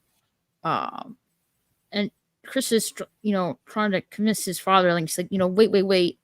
But during Chris actually knocks off the, so his dad puts the snow globe down. Chris goes after his father. Chris accidentally knocks off the snow globe, and the Santa Nutcracker, and both fall down. The liquid from the snow globe touches the Nutcracker, thus undoing the spell that trapped the Mad Santa and the Nutcracker. So this ain't good.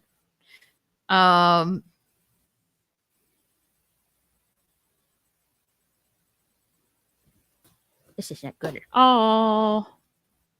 Nope. So he's free from his imprisonment in the Nutcracker. Yep, 716 years. Chris comes back in. He screams. They both scream. Back at the North Pole, both Santa and Mrs. Claus watching fireworks. Santa's like asking where are the kids. It's almost midnight. They're gonna miss the fireworks and the fires. The elves aren't that good at pyrotechnics. Oh, hopefully they don't set anything on fire. I hope not.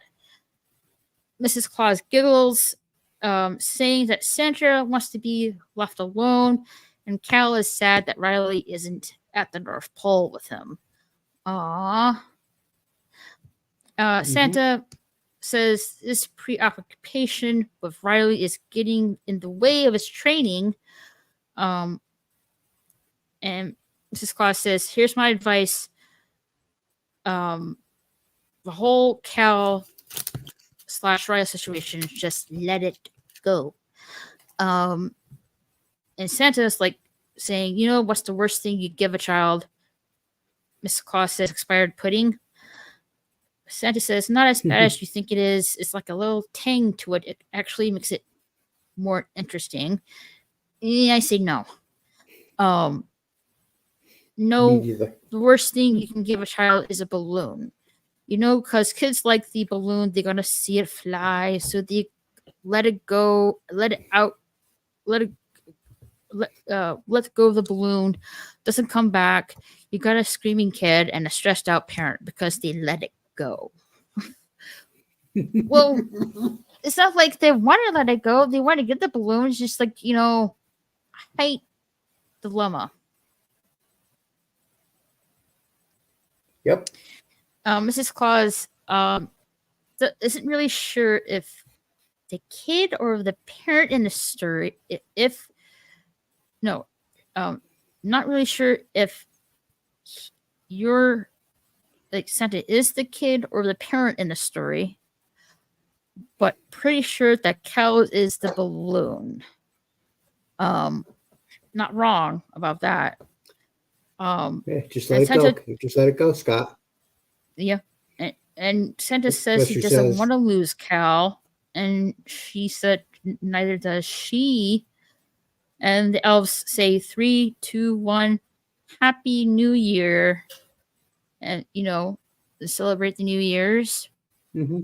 So we go to Sandra's room.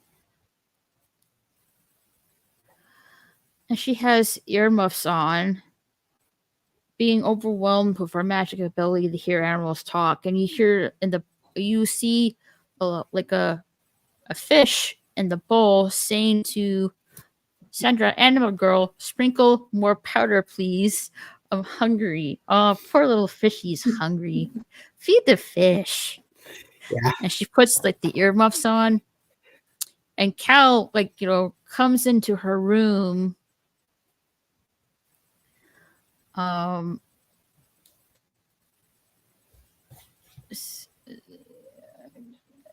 guess it's as good as any. Saying, hey, have you been having trouble with WinterNet? I can't connect with Riley. This place can be so frustrating. Can't connect with Riley on the WinterNet. Do I have a sneaking suspicion that I had to do something with Santa Claus? Are you also seeing that? I'm not sure if it has something to do with him or not. The WinterNet has something well, to do like, with you know, it, yeah. When you really think about it, Santa is like saying this hyper focus on Riley is taking his focus from training as Santa Claus. So wouldn't you think that Santa would sabotage the WinterNet? So Cal wouldn't really I'm not sure Riley, if Scott would do that or not. I'm not sure if Scott would do that or not. With WinterNet. I'm not sure if he would or not. It is an interesting theory. That Santa might have sabotaged the WinterNet. I could see I could see him doing that, but I'm not sure. I'm not 100% on that. Yeah, not sure, but not I sure can see him if doing it Santa though. did really right, but don't really know for sure if he did sabotage the internet. So Cal wouldn't talk to Riley and focus more on trading on Santa, but Right. maybe I we'll can just see go him with doing it maybe. Yeah, I can see him definitely. doing it though, but I'm not sure. I can't say 100% either way. So 50-50 at best. Yeah, it's about 50. It's about a coin toss on that one. Yeah. And so Sorry, Sandra's 50, like, 50 coin toss. frustrating, trying to put up all the noises, and you hear the fish in the background saying, "Sprinkling me more powder." So the fish is poor, it's hungry. Yeah. Cal says, "Maybe, yeah. I just wish me and Riley could have a normal relationship. I just miss her. You would understand that." And you hear the fish again saying, "Come on, animal girl, don't freeze me out. I sure would like." Sandra puts back her earmuffs on, saying, "Not right," and says, "Not right now." And then purple electric magic comes out of her hands. And, everything flies everywhere. And Cal's like, what? What just happened? So something happened. What did Sandra do?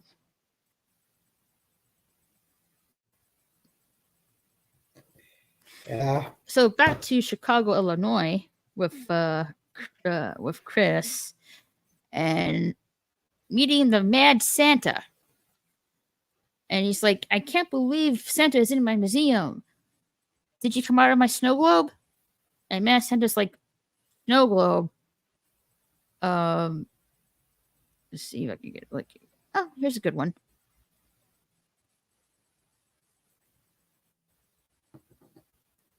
Chris is like, "Yeah, you look different when I first met you when I was a kid, but I love the green jacket. I actually have a nutcracker that looked just like you. Where is that?" And he's looking for the nutcracker, but he can't find it. Like, where is that nutcracker? Because the Mad Santa was the nutcracker, and the Santa that you remember as a kid is still up the North Pole. And Mad Santa screams, "Nutcracker! Curses the rule of the day." And Chris is like, "Anyway, I'm really happy that you're here. Can I get a hug?" And Mad Santa says, "No, mostly because I can't move my arms. If I could, it'd still be a no." So this Santa is not really cheery kind of Santa. Yeah. Chris is like, "Well, you know what? I think I speak for the whole world when I say thank you for the magic of those snow globes." So he thinks this Mad Santa is the actual Santa from the North Pole, which it isn't. Yeah. And Mad Santa's like, yeah, exactly. So Mad Santa's like, "Magic? I would never give humans magic. They can't be trusted with it." And Chris is like, "So you're not the real Santa?" Mad Santa says, "I am the Santa, the rightful Santa. The Santa who occupies the North Pole now is a fraud. So there is definitely trouble coming." Yep. To Scott and his family and the elves. And that is the end of episode, which is I forgot to say this earlier, but the episode title of this episode is The Cribble Crabble Claws. So that so this is the of episode 1, The Cribble Crabble Claws. Yeah. And that's the episode.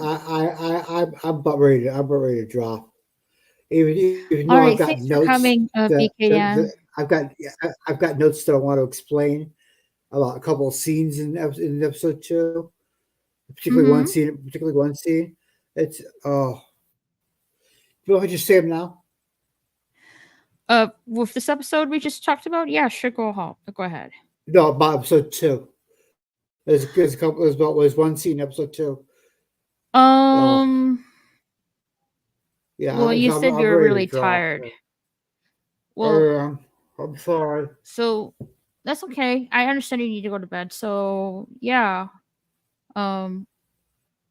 Well, if you really have to go to bed, like, no, I don't want I'm to like ready to want drop. spoil. I don't want to I'm spoil ready to drop. everything. I don't want to So spoil anything for you either. So yeah. like, thank you for coming. And I'll catch you next time. Yeah, thank you for having me. Later, Mm-hmm. Maura. Meow. Purr. Yeah. Meow, meow. There he goes. Oh, my head and neck are killing me. And it feels like my glasses are sitting wrong, making it worse. And I'm like, oh, Then don't wear your glasses. I got to. Everything looks fluffy if I don't. Very disorienting. You can't just tell one not to wear glasses. The fuck? Well, you could take them on, or take them off. Really. Eh. All right, episode 2, Floofy. I love the name, Floofy. So we're at the North Pole in a meeting, and Noel stands up and says, "All rise." And Santa's like, let's not do that today. But Noel says it's protocol, and he has a list. Santa Claus protocol is really Betty's thing. He's not wrong. And Eddie is like, if I recall, you were the one who came up with the all rise thing, sir. It's a vivid memory. You actually like a lot younger then. So I guess it was when he was first starting out as Santa Claus, I guess. Maybe.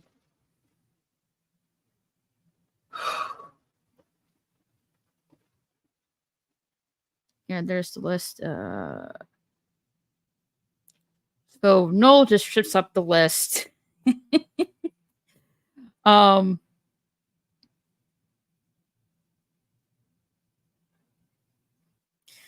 says, Eddie, why don't you take a seat next to Noel down there today, okay? Again, Noel rips up rips the protocol paper and throws it behind him.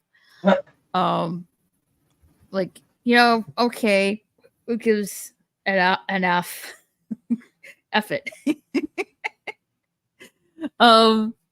Instead, it's like, all right, everybody sit, listen. Really special day today because we're transitioning to include the family business. So my family is going to be joining us here at the big meeting. Cal, of course, Mrs. Claus, Sandra is, which Mrs. Claus interrupts, saying, just doing Sandra things, which she really is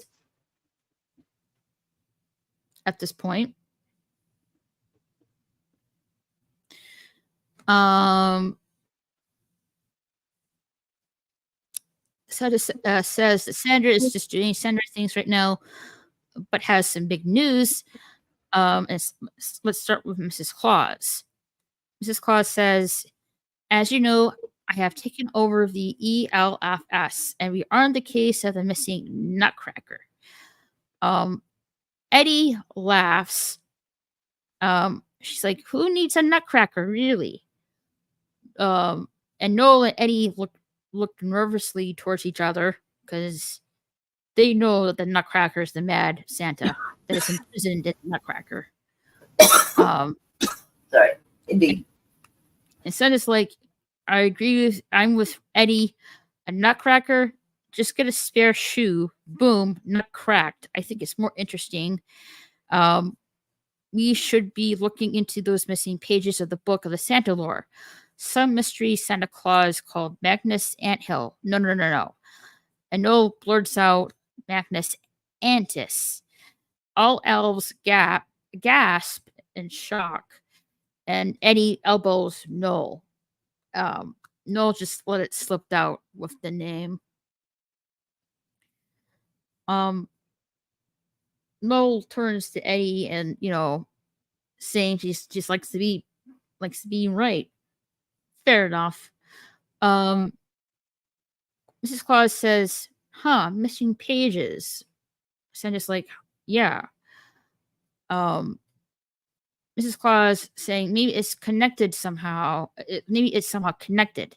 Santa says to the Nutcracker. Mrs. Claus says, yeah. Santa says, well, it could be. Listen, bigger news though is Cal's training to be next Santa starts today. So Miss Santa Claus is getting caught on this missing item / missing pages might be connected. She ain't no fool. she's onto Eddie and Noel here. Indeed. Yeah, Noel is not meant to keep a straight face. Like, he should not play poker because he will cry. That's why he has the screen pillow. Oh, God. The screen pillow. That poor thing.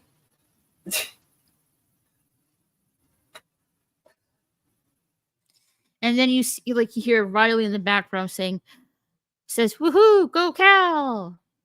And all the elves groan and cover their ears because their hearing is more sensitive than human ears, apparently. Santa says, in order to do the job, you gotta look the part. So the elves and him made a training vest. Give it a shot. Look at this. Try it on. There you go. So let's see this vest here.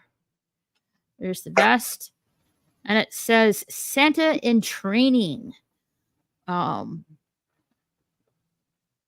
With the candy cane rope and stuff like that. Ho ho ho. Yeah. This is not a good idea.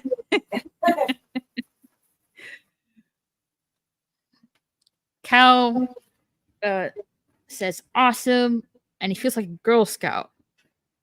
Don't you mean Boy Scout? I don't know, but you know what? I think I see a villain arc for Riley. Like, she's a little boisterous, she's a little out there, but she's not going to feel very accepted, and she's going to turn into a bad guy. And he's going to be like, I told you not to get involved with nobody. I can just see it. Yeah. She's got all the makings for it. Oh, no. Santa's like, well, okay. Kyle says, yeah. Santa says, and some fabric and some of the fabric that came out of Nicholas' coat. Oh, the magical Santa coat? Oh, no.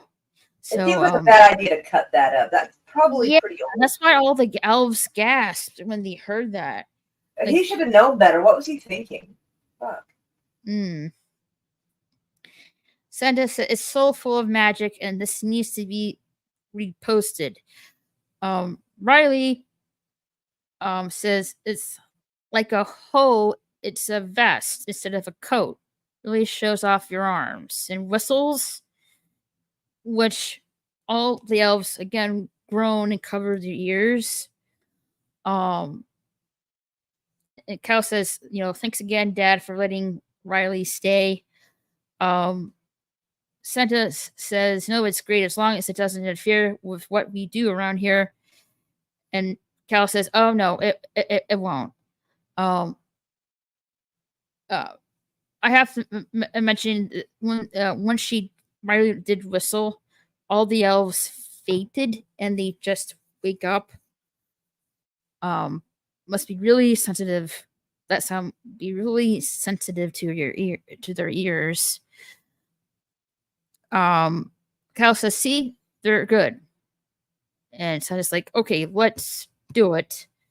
Comes out of the room. See if I can get it here. And a freaking arrow with a letter just misses him while getting out of the meeting room. Yeah, he was weird calm about that. Like, Yeah, it just missed him. I would have freaked personally. Yeah. But, Santa's like, just calmly goes up to it and looks up the letter that's tagged on the arrow. Right?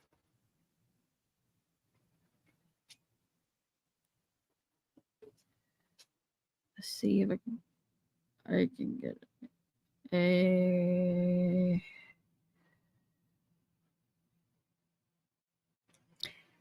So Santa is talking and having a meeting with Cupid. And Cupid's like, okay, how about this one? What do you call a jalapeno that went to medical school?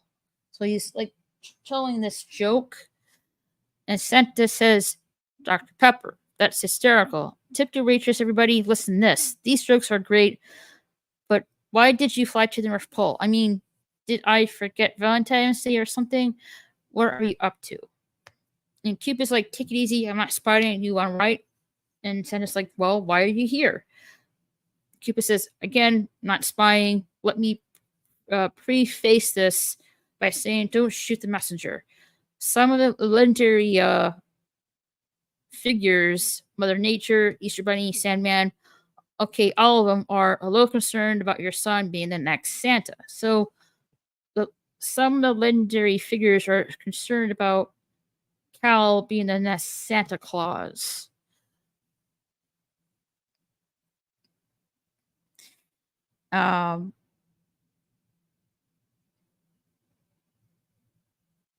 I think Santa said, like, how did he know? And Cupid says, I told them I'm spying on you. Like, wait a minute, you just told them that you weren't spying on him. Like, which one is it? Right? Santa says, Oh, I was going to say, but like, my brain's gone now, but I was going to say that the gist of the conversation, yeah, I'm not even sure I understood the gist of this, because, like, I don't know. This was kind of had a little slow burn to it, so I was kind of zoning out. A little bit. And Santa said he thought the deal was that they don't interfere in others' business. Cupid's like, yeah, that was until you left us in the dark all last year. You retired too soon, chose the wrong successor, and then came back and got rid of him.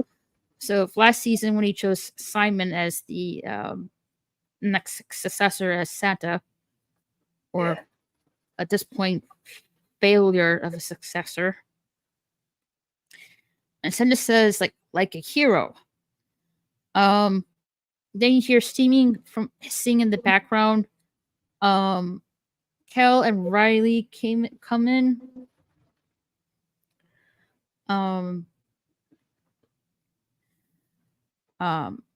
Kel says, sorry, Dad, really need to pick me up.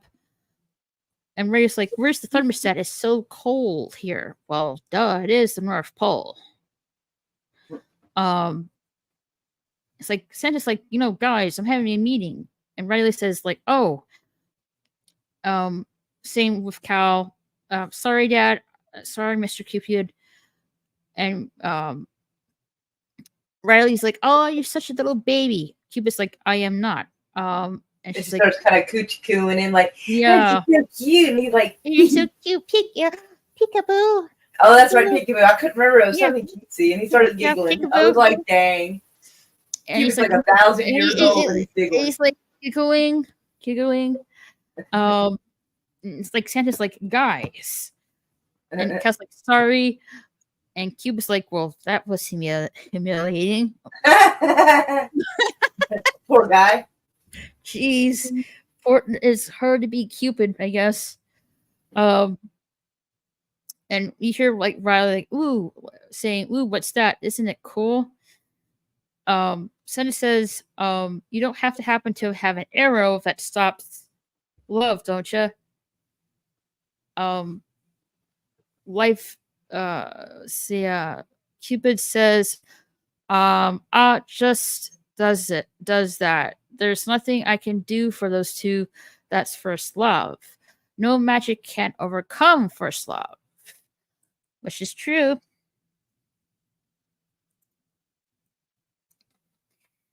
Santa expressed that he's just worried about Cal, and despite all the things Cupid have heard, he really believes that Cal has what it takes to be the next Santa.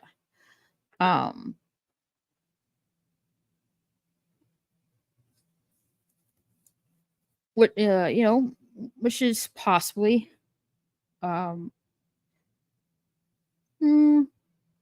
possibly true.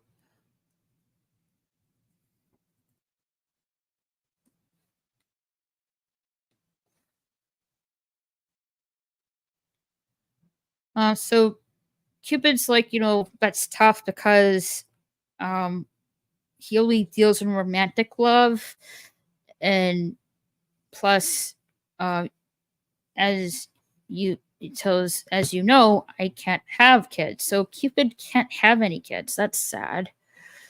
That's a bummer. Yeah. And Santa's like, how would I know that? Q says, although I have observed that nothing breaks the heart like family. Santa says, right? My family, my business. I don't think there's any reason for you guys to step in there and start pointing fingers.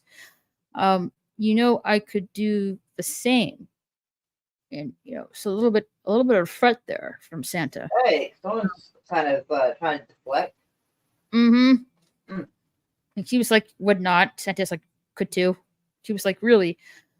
And Santa's like, does Mrs. Cupid know that it took 5.5 hours to get her attention?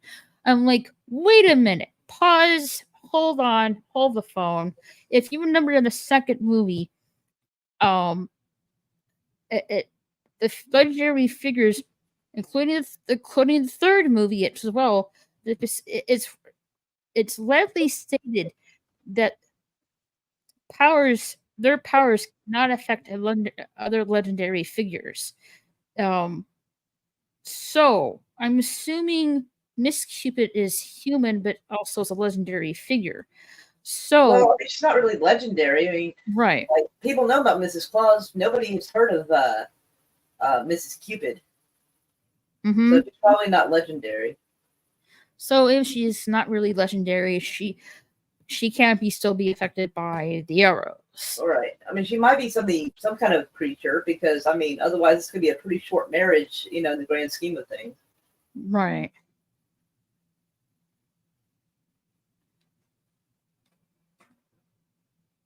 So Cupid's like, okay, I'll talk to the others and get him to calm down.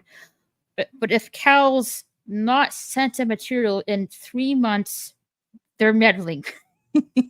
So they like to meddle in things, I guess. Oh yeah, that's what they do. Definitely.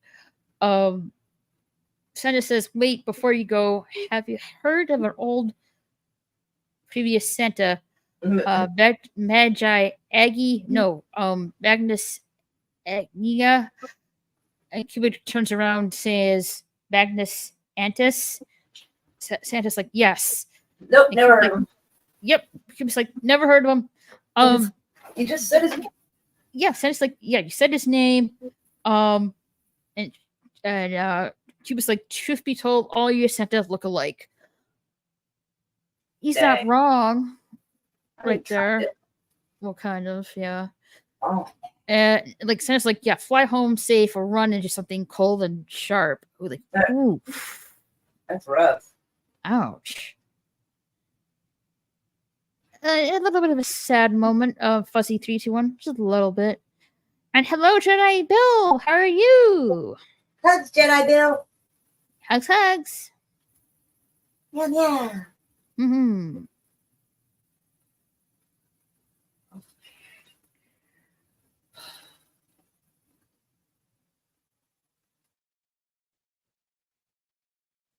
So we're with Eddie and Noel.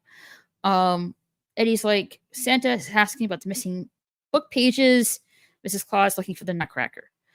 Noel enters the room. Eddie says when they both find out they're looking for the Mad Santa, they're going to be so mad, and then we'll have another Mad Santa. The cycle repeats. So they're worried about the cycle repeating, of having another Mad Santa in their midst. And Noel like shakes Eddie because Eddie's panicking. And Noel's like telling her to get hold of herself. And Eddie's like, you just shake me. Noel, says yes, which is bad because he's usually one shook and not shaken. Not the shaker, I should say. Eddie's nervous. Noel tells Eddie to relax. It's gonna take an insane amount of magic to get him out of the Nutcracker. And Eddie's like, good, because if Mad Santa ever gets free, he'll unleash his fury on the world. So things are not looking good here. Jerry Bill says, I was watching my Denver Broncos get another win. Awesome. Congrats for your team getting a win, Jerry Bill.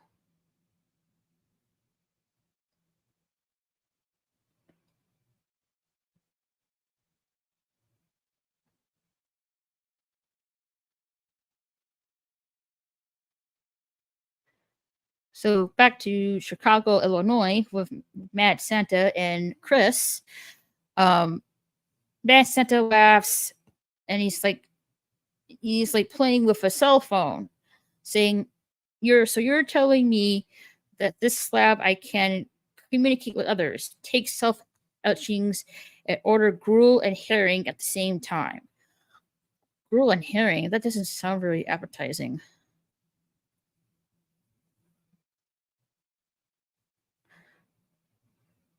We're going to switch over to Milton's account for the drive to their house or their house. Okay. Fair enough. Thanks for letting me know, Fuzzy321. And Chris like nods. And Manson just like, what a wonderful world this is. Chris chuckles.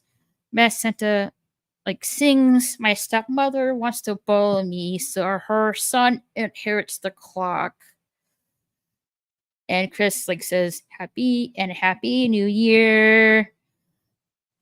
And Madison is like, that's not how it ends. So it sounds like it has like a more painful ending to the song. Not really merry at all. Chris says this is incredible. I can't believe I'm staying here. Singing with the real Santa Claus, which he thinks is the real Santa Claus. And Mad Santa says, Magnus Anctus. Chris says, yeah. Mad Santa says, we're friends now, so you can call me the Magnificent Magnus Antis. Chris says, I noticed that you have a little more movement in your arms and legs.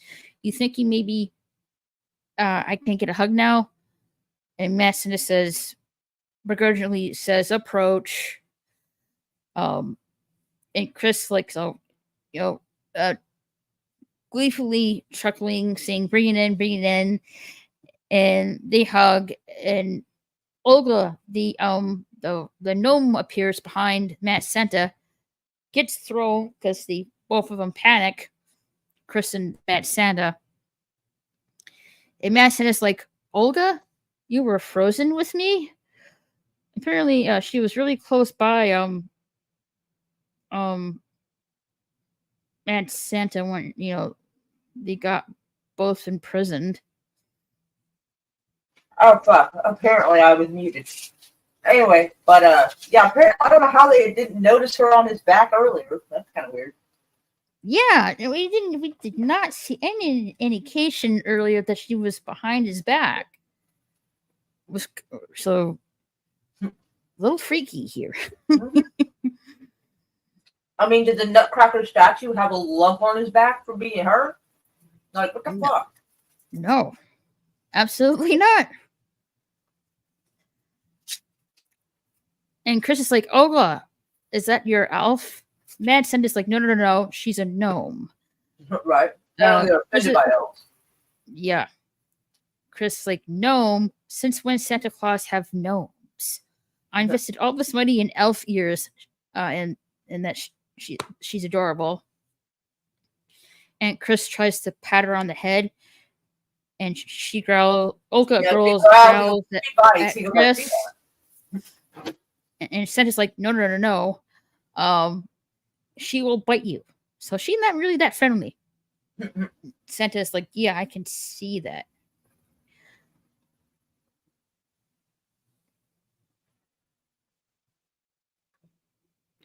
So back to the North Pole. There's Miss Santa Claus. And she's like, Scott, did you notice the elves acting weird when the Nutcracker was mentioned? So she's catching up what's going on here. And Santa's like, 900-year-olds that look like kids with pointy ears. What's not weird about that? He does have a point there. She chuckles, saying, I've said it before, the constant secrecy around here is bonkers. I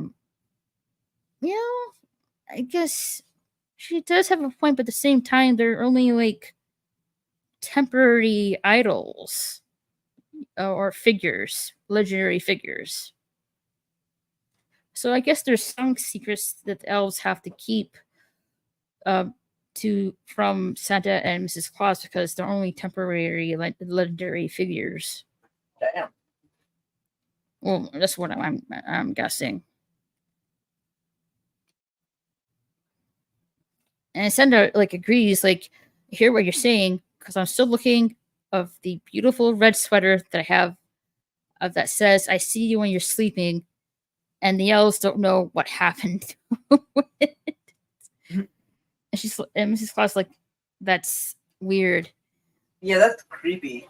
Yeah, that's creepy. And it says what else is weird is what with our daughter.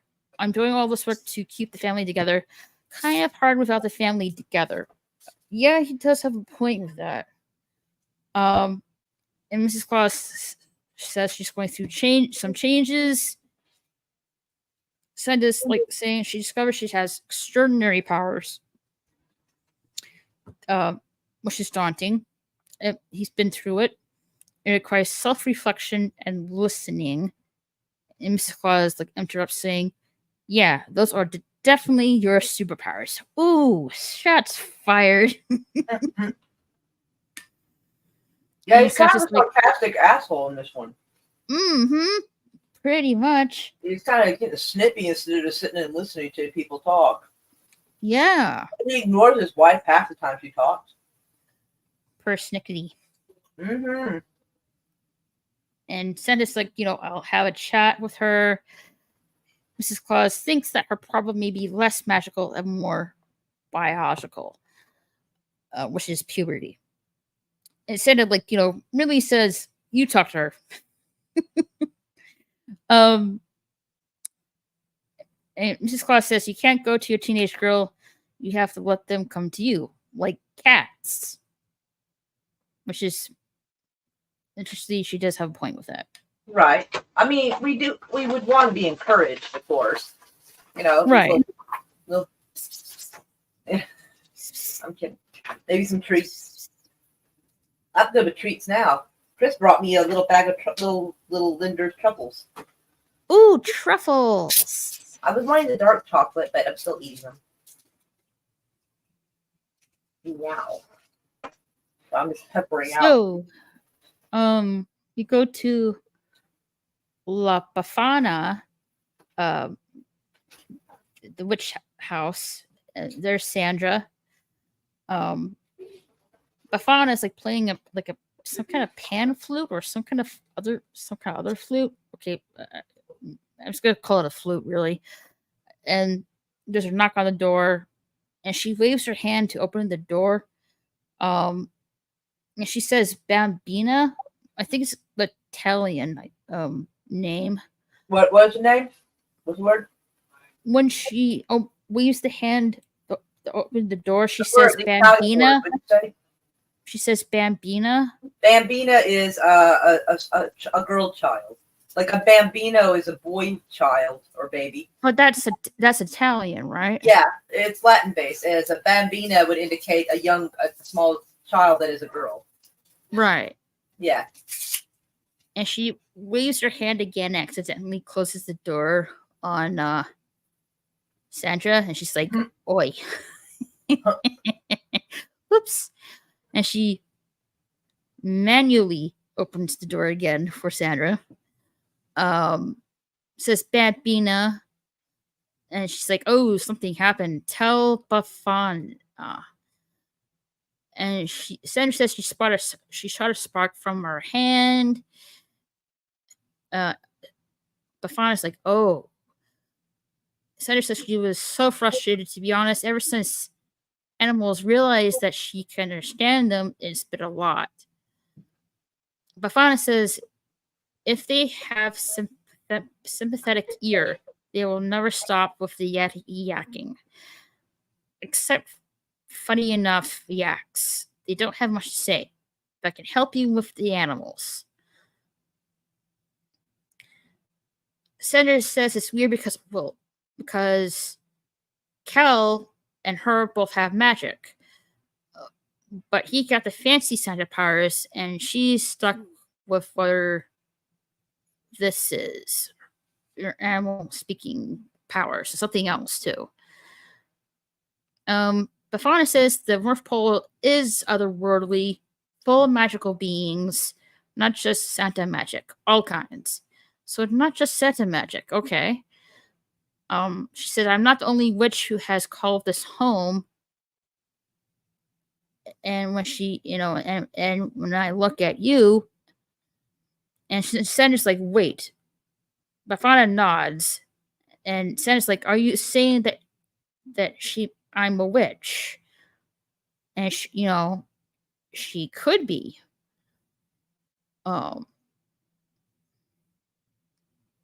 Interesting enough. Bafana says, well, you're pretty, but there's still time. Your wart is coming in. I think it's on the nose. And Sandra and her are looking in the mirror, and Sandra says she doesn't see it. And Bafana's like, it's just like mine. Sandra's like, Bafana says it's cute. We're like twins with warts. Sandra disagrees, saying, no, it's not cute. We're not twins. That is a freckle. And it's like, Bafana is like, oh. Sandra's like, you know what? Maybe I'm a sugar plum fairy, like something more Christmassy. Sugar plum fairy. That sounds very nice. Bafana says you're a human born at the North Pole. Who knows how this could develop? Tell me what happened with your hand. Sandra says she was really annoyed and she had all these balled up feelings and wanted them out. So she went like this. And nothing happens.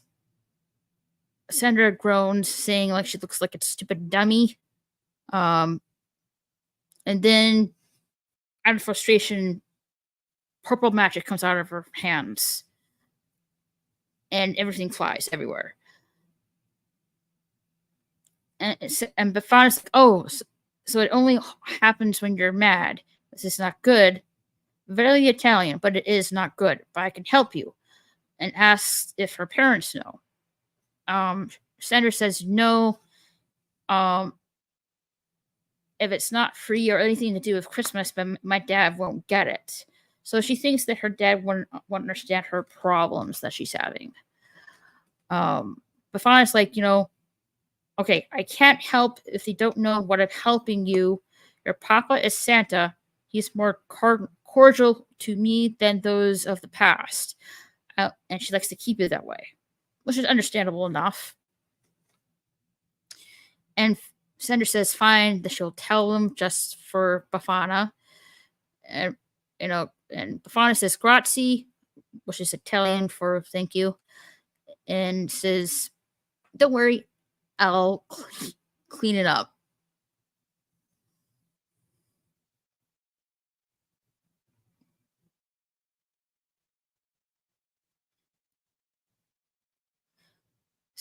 Let's see here. So we see Kel going down the chimney. He successfully, he says, like, nice. He puts presents underneath the tree. A lady comes in, and Kel is surprised. Lady screams, gets a decorative pillow, and yells at Cal, saying, "What are you doing in my house?" And Cal has like something in his mouth, and trying to says, "I'm sorry," and alarms goes off and stuff like that. Cal starts to take off his training vest off. And the lady says, "Who takes cookies from a pregnant woman?" While hitting the decorative pillow on Cal, which is somewhat hilarious. And he's like, Cal's like falling over on the tree, and he keeps like falling over while getting hit by the pillow. And you find out it's just like a magic training simulation. And the lady is actually 2 elves.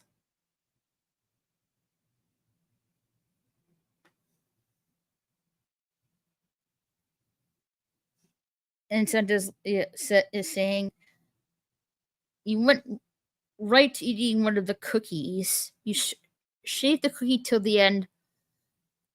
And why were you wrestling with the tree? As a flint wood pine, very non-combative. Try to get along with the tree.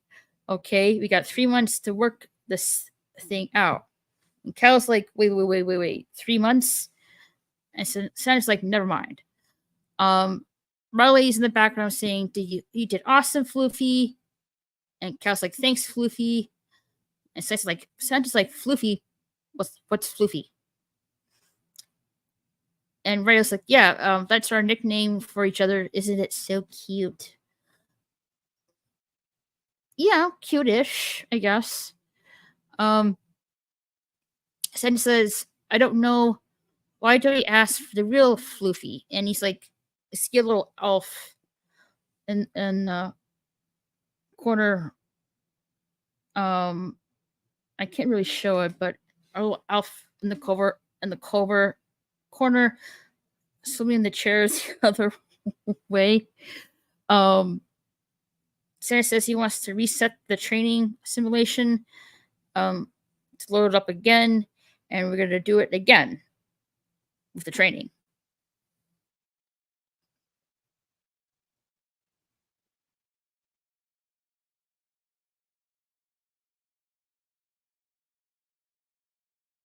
Let's see here. There you go.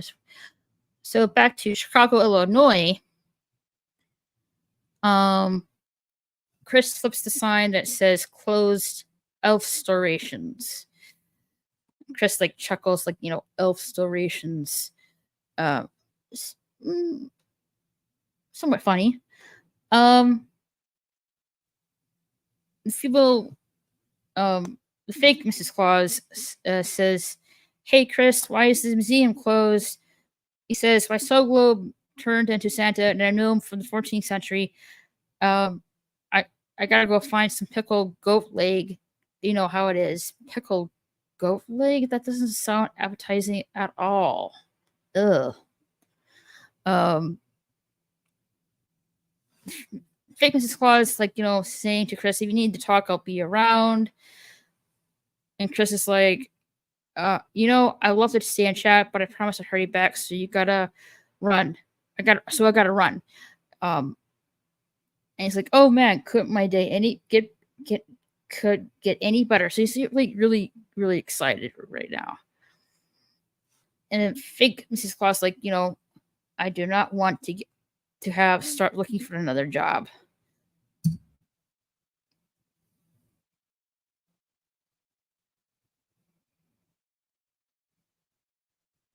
Let's see here. Oh, this is good enough. So inside the shop, Olga is saying it's time to go to war. Tapeback was taken from them and kill everyone. Man Santa is like, no, the murder, the hostility, the revenge, it all seems just like a lot of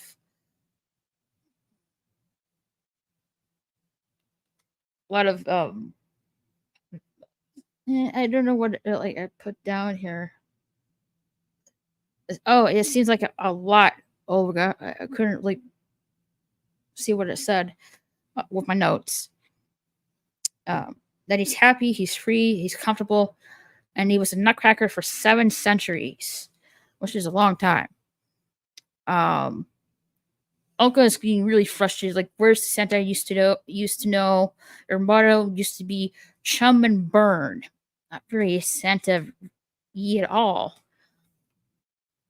Santa's like he was overtired, he was overworked. That 700-year gap hit the spot, and this Chris fellow, he seems like a pleasant soul. And his dwelling have not seen one club, one guillotine. We have to think that people have changed. Oof, sounds rough. Olga frustratingly is saying, have you not learned anything from those dating shows he watches? And Santa's like, And Olga says, people never change. Matt Santa says you have to give it time. Olga says, we're not here to make friends. Mantis is trying to convince her to open her mind to the possibility that humanity has evolved and there's no more amnesty. Olga has enough, saying, listen to yourself. You're getting soft like a wet cashew. What about those who wronged us? And Santa says, sometimes you have to let things go. And Olga's like, chuckles that she got feeling back in her arms. Look, and she just slaps Santa in the face. And he's like, he groans in pain and says he deserves it.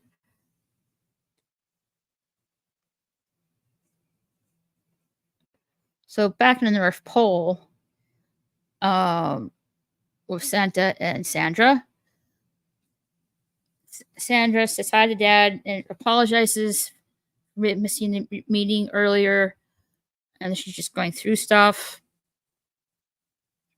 Santa says he knows she is, and he thinks, "Are you?" I think you are. I mean, I'm just glad you're better.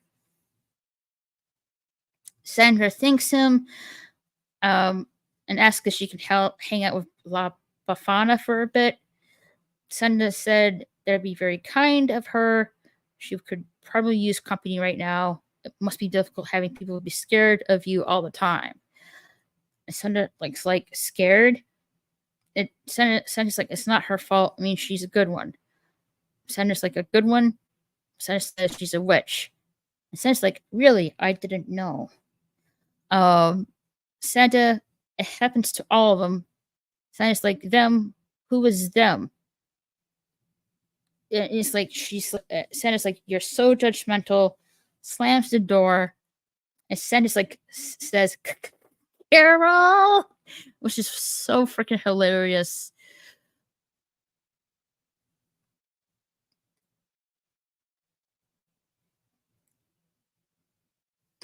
So in Gary's office, Mrs. Claus to Gary, she was checking old security footage, and Gary's like, uh-oh. And Mrs. Claus is like, yeah, uh-oh. All the security cameras are pointed at Bafana's cabin, and she hasn't done anything. That's messed up.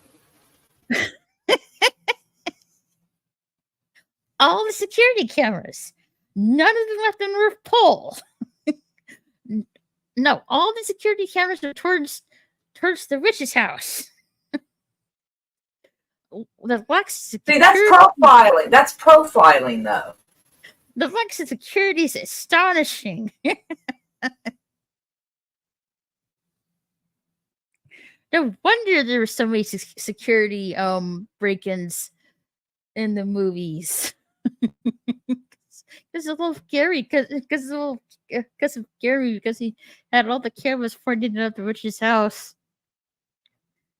Jesus.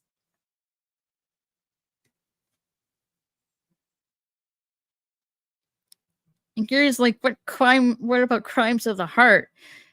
And Mrs. Claus like, Gary, it was one day 200 years ago. You have to get over it. Any luck convincing the old ELFs to come back? Dang. That poor baby. Oh, man. No wonder he's been hitting that maple syrup real hard. God dang. Oh, dear. So he the developed a hot cocoa addiction. Jeez. So the old ELFs are the ones you see in the first movie. And Gary said that the old ELFs say it was a toxic work environment. It says go figure.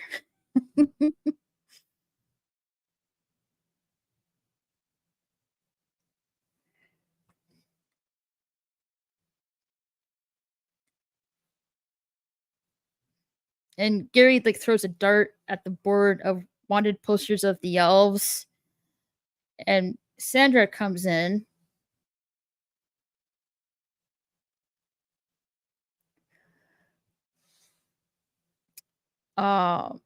Asking for a mother. And Mrs. Claus says, there she is. And says hello to Sandra. And says, if you ever need to talk about anything, I'm here. And Gary's like, female stuff, believe it or not. And Mrs. Claus immediately interrupts him. Gary, please. No, I just feel like we should hang out. You know? So Mrs. Claus puts her leg on the table and knocks off the phone and everything off the table. Miss Sandra says, sounds fun. Mrs. Claus says, yeah. And Sandra asks, what do you think of Bafana? Gary says, well, actually, and Mrs. Claus and Sandra walk out of the room where Gary is. And says that she has tremendous respect for anyone who isn't defined by man. And she says, it is Bafana, right? And Sandra says, It's Mrs. Claus says it's not Miss Bafana. And Sandra says, okay, so sister solidarity aside, what do you think of her? Mrs. Claus thinks she's kooky, but really sweet. And Sandra's like, kooky, like kooky. How do you mean kooky? She gets a point there. Miss Claus, she says she's a witch. It's nothing but spiders and cobwebs up there, literally. And Sandra frustratedly says to Mrs. Claus, you and Dad are the same. What's wrong with you? And Mrs. Claus, like, says to Sandra, like, no. Wait, Sandra. Hey, what did I say? I know where you're going through. And Sandra goes to her room and slams the door. And Mrs. Claus just screams for Scott. Not really having much success here with Sandra.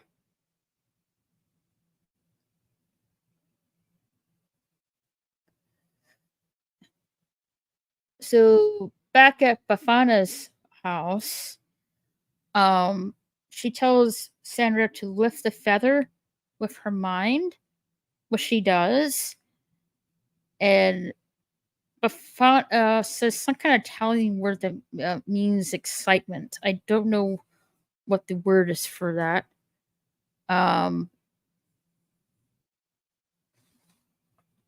Some kind of Italian word for excitement.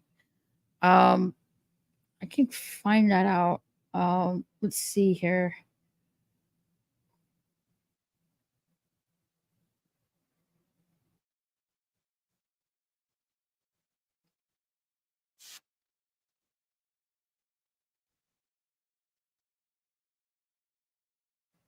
Oh, okay.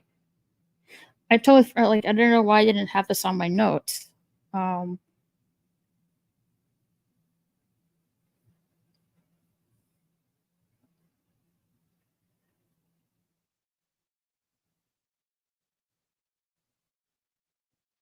But she says, "Mamma mia."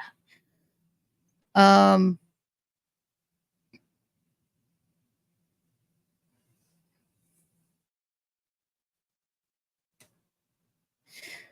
Sandra says that it was amazing. Oh my gosh.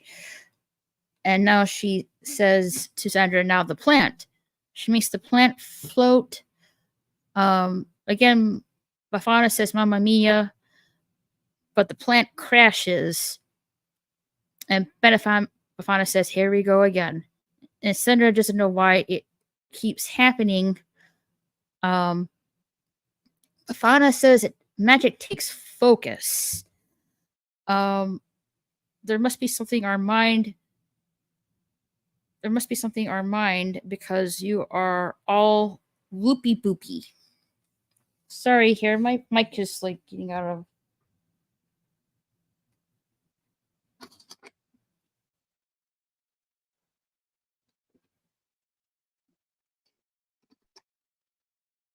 There you go. Sorry about that.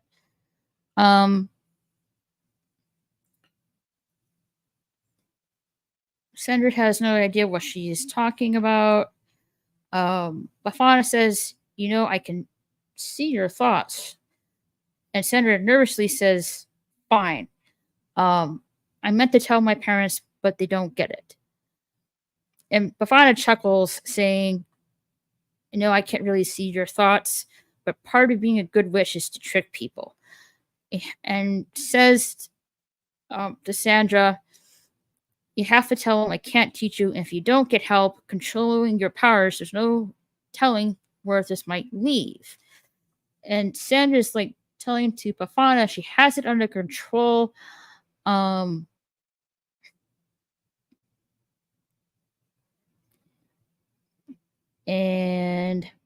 let's see if I can get it here. Oh, here we go. And then out of frustration, purple magic powers come out of her hand. Things go flying. Bafana's hat goes lands on the floor and caught on fire. Oh, not good. And Sandra's like in her dismay, saying she doesn't have it under control. And Bafana says, you know, that was one of my favorite hats. And Sandra apologizes about that.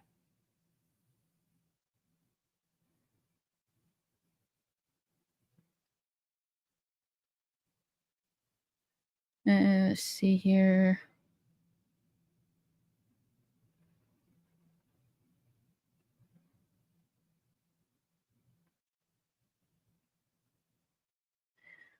So back in Gary's office, he's doing some kind of word puzzle. He's like, shoot, lost again. Good game, Gary. So some kind of word puzzle he's doing. Mrs. Claus comes in saying, did he complete the analysis on the hair that they found in the Nutcracker safe? And Gary shows, yes, some kind of threads of yarn saying, yes, you're right, it's hair. And she shows like a bag of yarn or some kind of rainbow yarn kind of hair. Miss Claus asks, who is it? Gary says, they asked me if I wanted to know that, and I said, don't bother. And they both look at each other, and Gary says he'll send it right back. And Mrs. Claus is like, OMG. Gary is writing like notes, and we go to the next scene that, you know, Santa's in the meeting with Eddie, Noel, Cal, and Riley. And Santa's like, oh, listen, in order to be a perfect future Santa, you gotta learn from other Santas that came before you, to Cal. Eddie said, but you didn't only do that last month. Santa says he misses Betty. And Noel looks very, very sad. Santa says, let's get to history. Oh,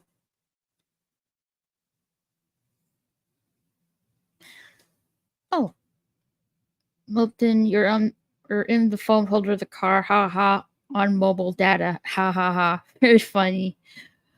Hey, Big Afford Entertainment, how are you? How are you doing?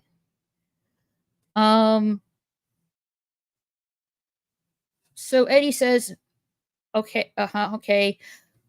What we know of as of Santa began with St. Nicholas honoring the birth of Jesus. Santa says, which is a perfect place to start. Let's move ahead to the Magnus Cumlad, or you know the guy.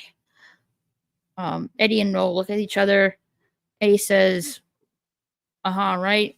Well, like most Santas before him, Magnus Antis was based in Europe. Times were tough, and humans tried to take advantage of both Christmas and elf magic.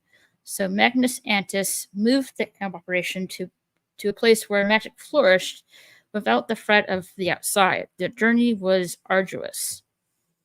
Noel said it was magic snowball. It was so fun.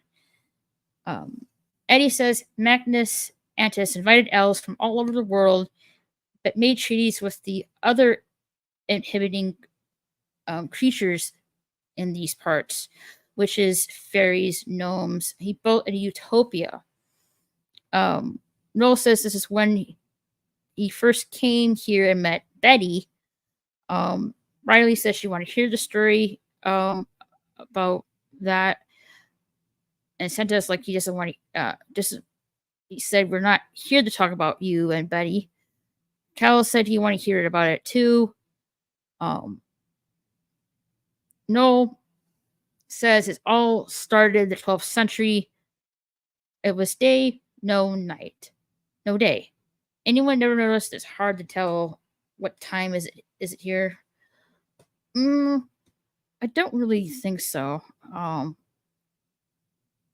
from what I've seen.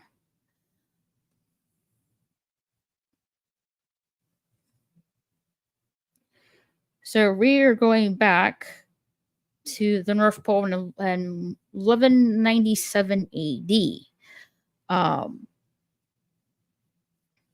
We see Noel and Gary. No, we see Betty and Eddie.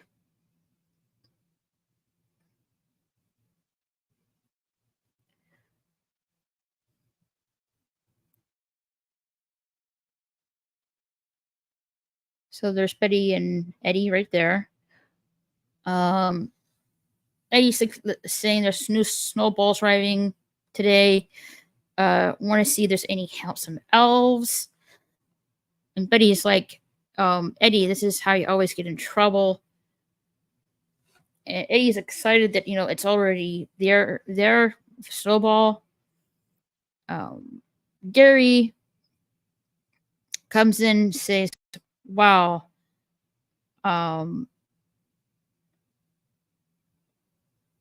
Let's see if I can get it here. No, it's not Gary.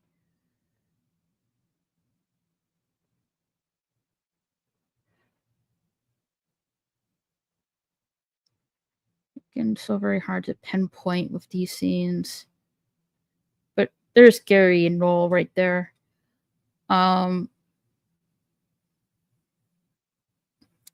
Gary says this place is amazing. That he's going to be happy living here. Betty looks at Noel, being charmed by him. And Noel hears saying, like, not me. This place looks like a place to make a quick fortune and move on. Kind of sort of does, really. Sucker, rube, mark, soup, chump. And he sees Betty, says, "Hey, Toots, I can find a nice bath and a cot." And Betty's like, "Why are you talking? Are you talking to me? I'm not Toots. I'm um." And she says that elf is the other elf that's head elf, and it's pronounced Toots. Noel says, "Oh, you just look like that she should be the head elf." And Betty looks pleased. And she's like, "Head elf, me?" And then you have Mad Santa come in.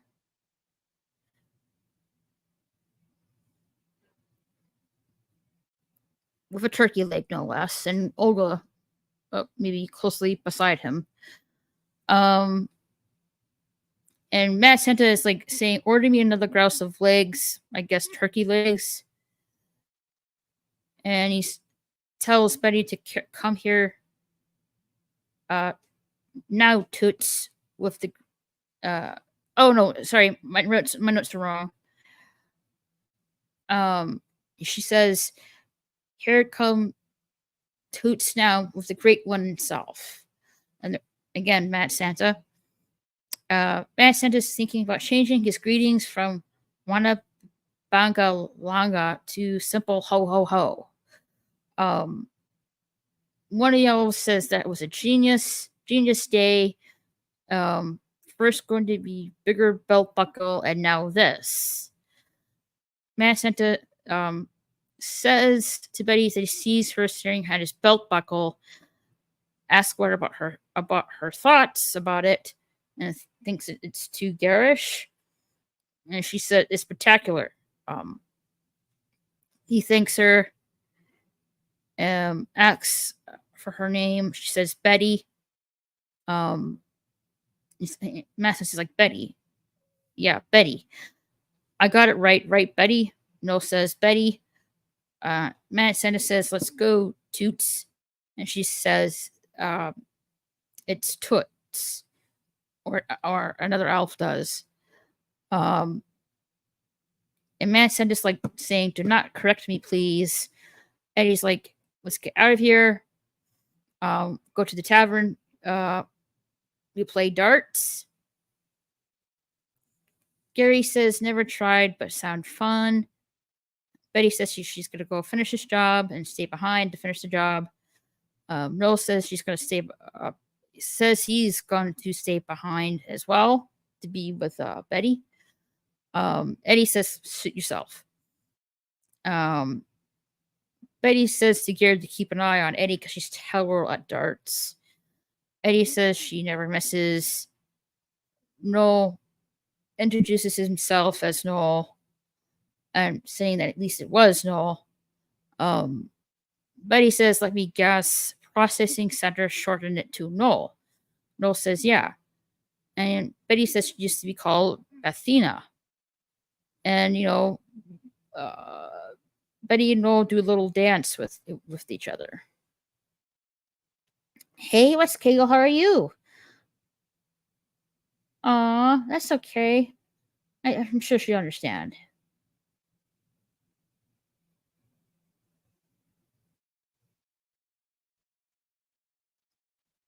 So back to the present here.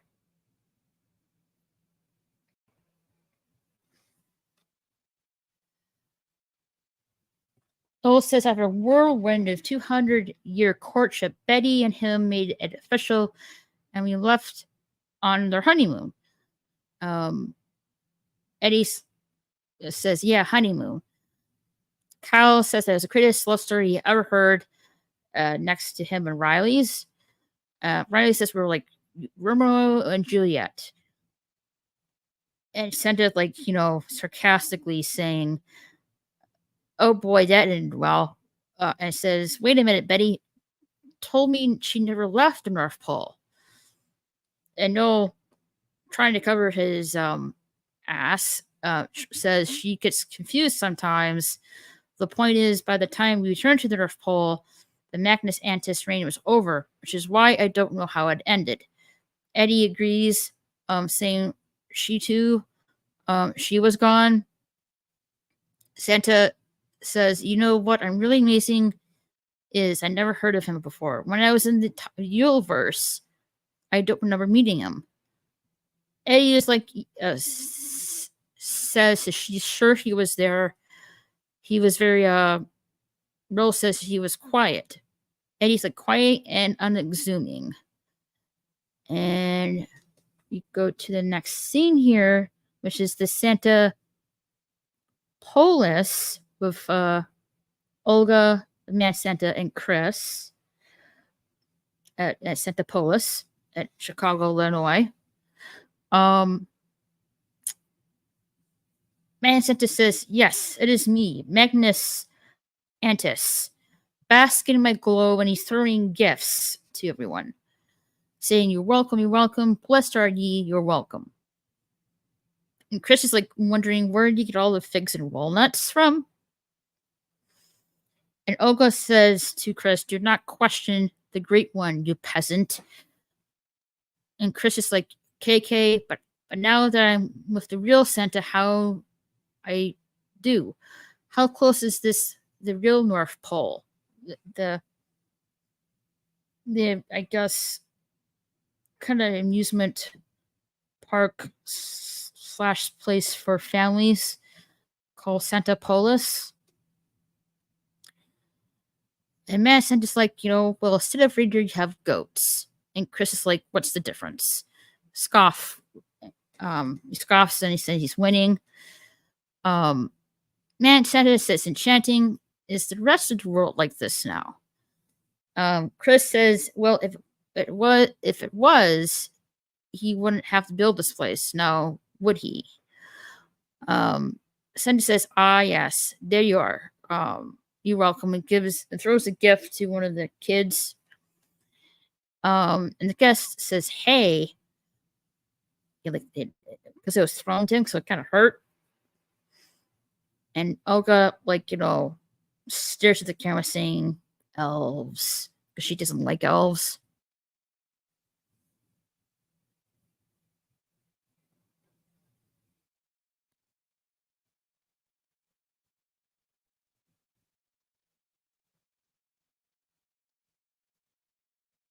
So again, back to the North Pole. Santa says she says, so this Magnus Antis was the first Santa Claus to close the North Pole to outsiders. Sounds like a very wise Santa. And Riley says he was something. Eddie says, really something. Santa says, well, those Santas really raised the bar. So we're going to have to double down on your training, which is Cal's training. Riley says, you're already number 1 in my book, Floofy. Santa says, yeah, get your head in the game, Floofy. Noel says, you think he bought it? And Eddie says, hopefully no one ever spills the beans about what really happened with Mad Santa.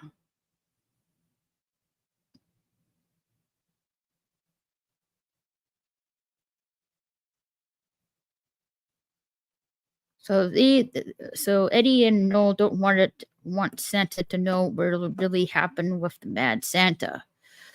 So we go back to the past. In 1197 AD, Noel's telling Betty let's get out of here. Betty's like, she says she can't. She's working. She'll be home soon. And Noel's like, no, out of here, before it's too late. Eddie, Gary, Crouton, Pontoon, they're all going. There's nothing for us here anymore. Ever since Santa started listening to the gnomes and went mad. Betty says there's Christmas, our purpose. What else do we have? Where do we go? I rather stay and fight of what we have than run away. She rather fight than run away from this. And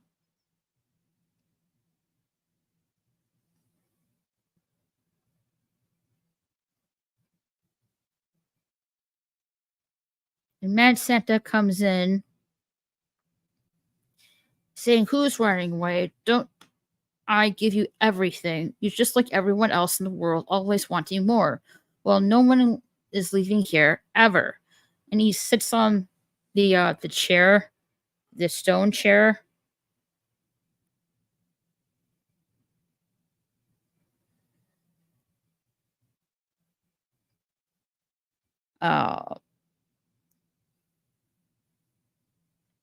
And Betty says, I says to Santa, saying that she thought they were here to keep the world out, not to keep us in, like them in.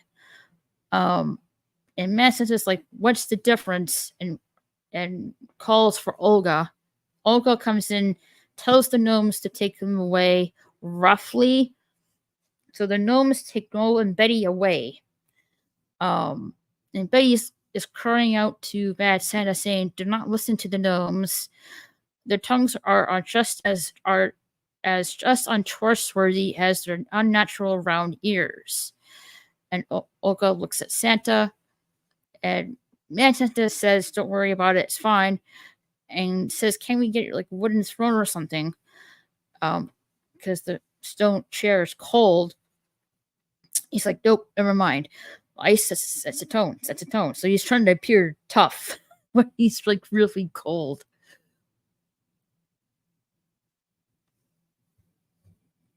Not gonna lie, that room does look like really cold. With fall stone. So back to the present in Chicago, Illinois here.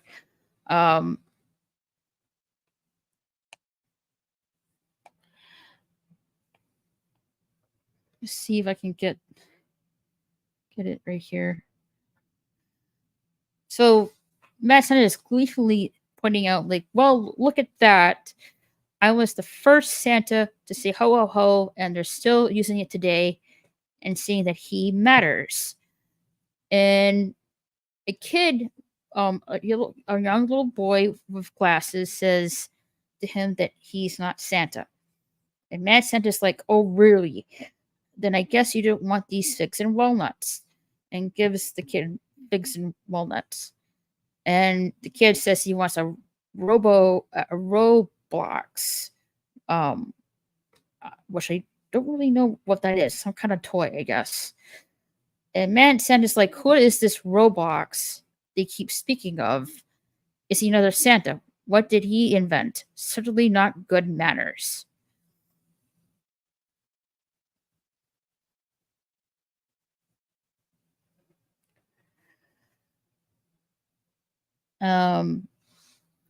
Chris chuckles, saying, like, Roblox is actually an online gaming. It's really, really hard to explain. But kids aren't always grateful for simple pleasures these days. Parents too, which is true. That's not always the case with kids and us adults, sadly. But sometimes, once in a while, we do stop to take the great pleasures in life, especially around the holidays.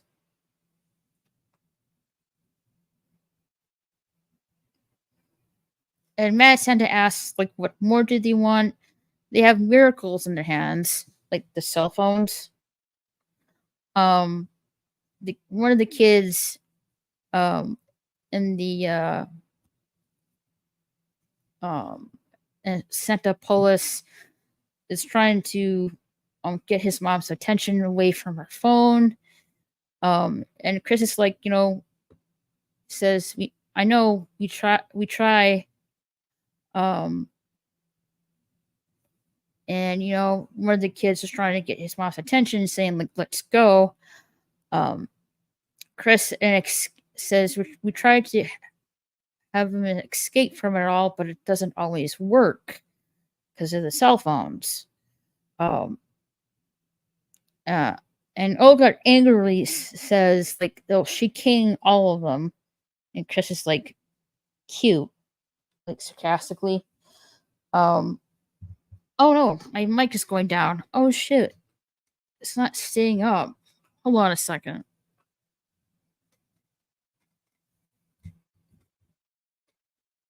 I'm not sure what's going on with my mic here.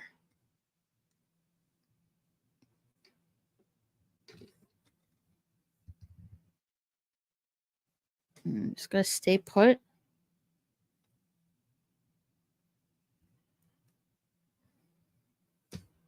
Okay, hopefully it won't move.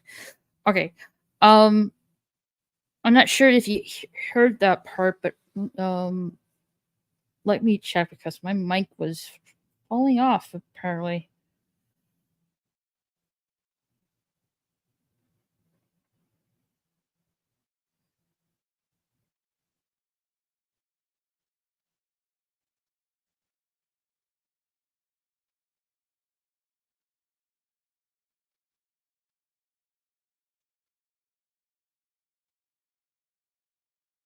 Hold on a minute. I guess you don't want these.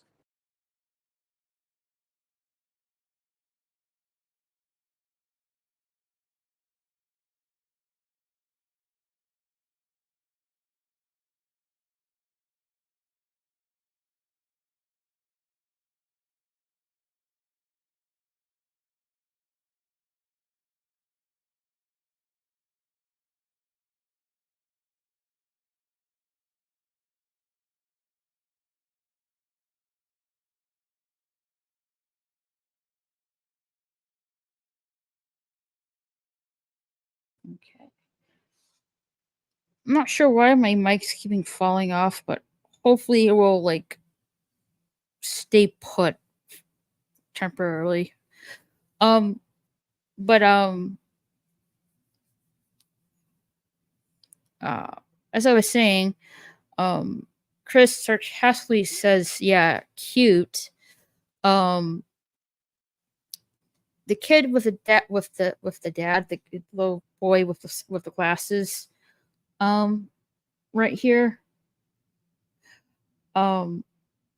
says, "Ew." Throws the walnuts and figs in the trash. Because it's not like really candy or anything like that.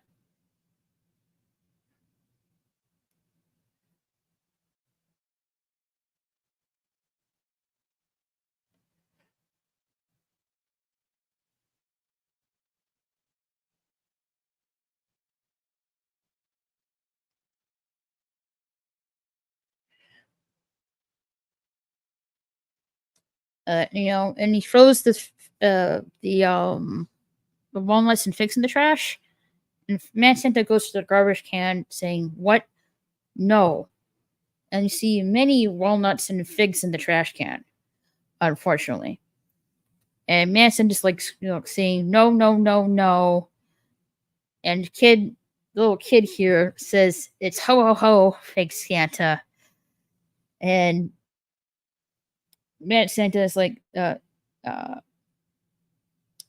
saying, "You little scallywag, if I had my amulet, I'd turn you into a robo block. Nah, not Roblox.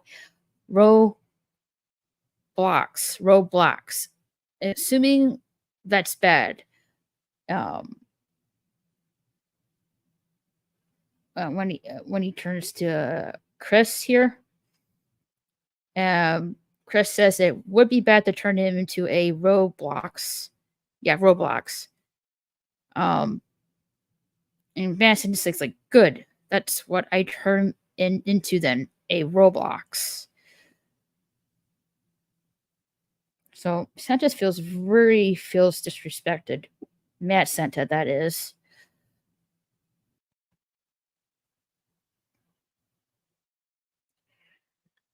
Back on the North Pole with Mrs. Claus and Gary. She says that the first artifact went missing decades ago. And that each case was investigated by you and declared unsolvable, which is Gary. And Gary's like, let me see that. And when he touches the sphere globe, it shuts off. And Mrs. Claus is like wondering what Gary did. And Gary says sometimes electrical equipment shorts out around him, and it's the darnest thing. And Mrs. Claus like says says to Gary that you should have checked that out. And Gary says they'll add that to his list, and he's adding to his list things to do while earlier when he was doing his word puzzle, which I forgot to mention. And Mrs. Claus sees what he's writing. She gasps, and as the notes, one of the notes says on the notepad said, "Hide Nutcracker evidence." And Gary's like immediately says, "I don't know anything about Magnus Antis being trapped as a Nutcracker." And Mrs. Claus says, "Wait." And Gary immediately says, "I'm not saying another word without my lawyer present." And she asks Gary, "Who's your lawyer?" And he says he's representing himself, and I'm being disbarred. Whoops! Slip of the tongue.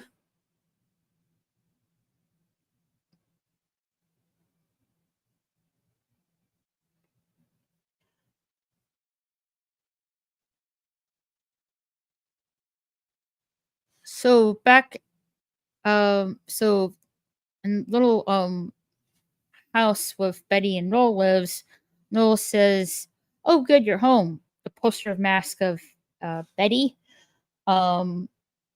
See if I can get it here.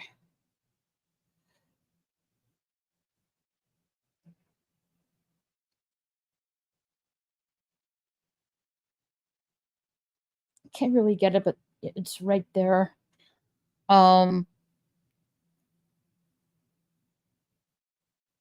Saying that his day was horrible.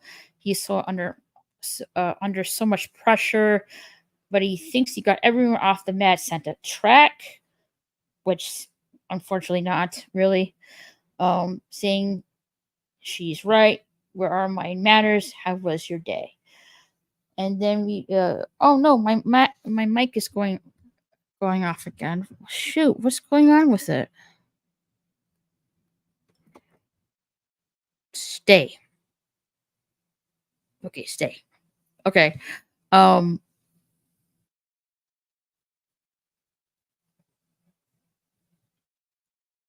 So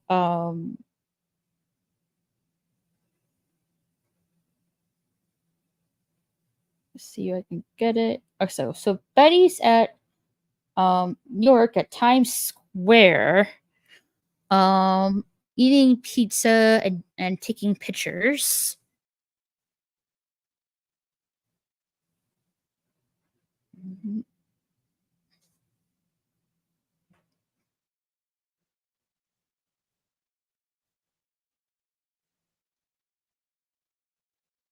And back at the North Pole, Santa is about to have dessert, aka ice cream.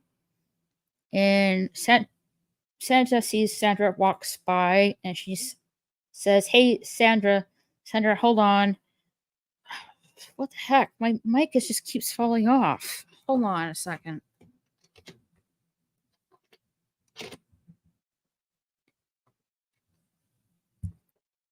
All right, stay. Okay, I think I got it stabled now. I'm so sorry, folks. So like my mic just keeps falling off. Where was I? Oh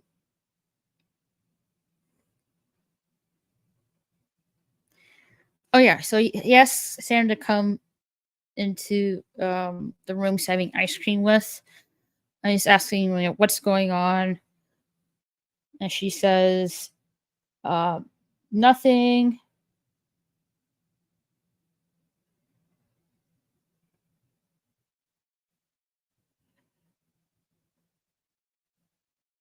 Yeah, let's see if I can get it right here.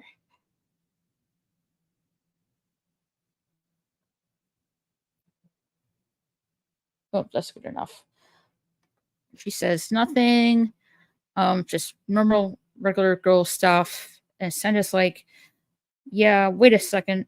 Listen, I realized I've been spending a lot of time with Cal, and it's not fair. I have every right to be upset that one day Cal's gonna be Santa Claus.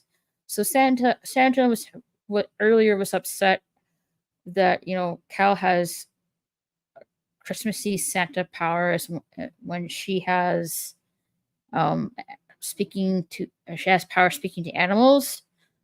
But now that has changed. Since she discovers she has witch powers. So she's really not mad about that anymore. And she's like, I mean, oh no, I mean, well, yeah. And I guess I was low at first, but seriously, it's cool. And Santa says, well, he's got a lot of powers that need to be dealt with, okay? And so do you. And I want you part of this whole thing. There's no Christmas without with you, honey. And Sandra just sighs and turns away. And Sandra's like, hey, I don't think I can finish all this ice cream by myself. And Sandra turns around, smiles, and says she's pretty sure he can, because he is Santa with a bowl of jelly. He says probably, but hey, grab me a spoon. And somehow, I guess, Sandra commands the spoon. I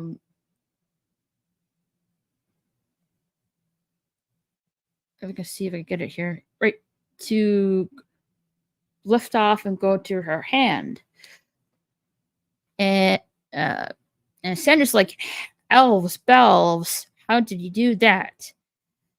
And Sandra reluctantly says, Dad, I have to tell you something. I'm thinking of becoming a witch. I'm thinking I'm becoming a witch. Look, my powers are getting stronger ever since we got back to the North Pole. And Bafana says it's because of Christmas spirit. Sandra says, Bafana.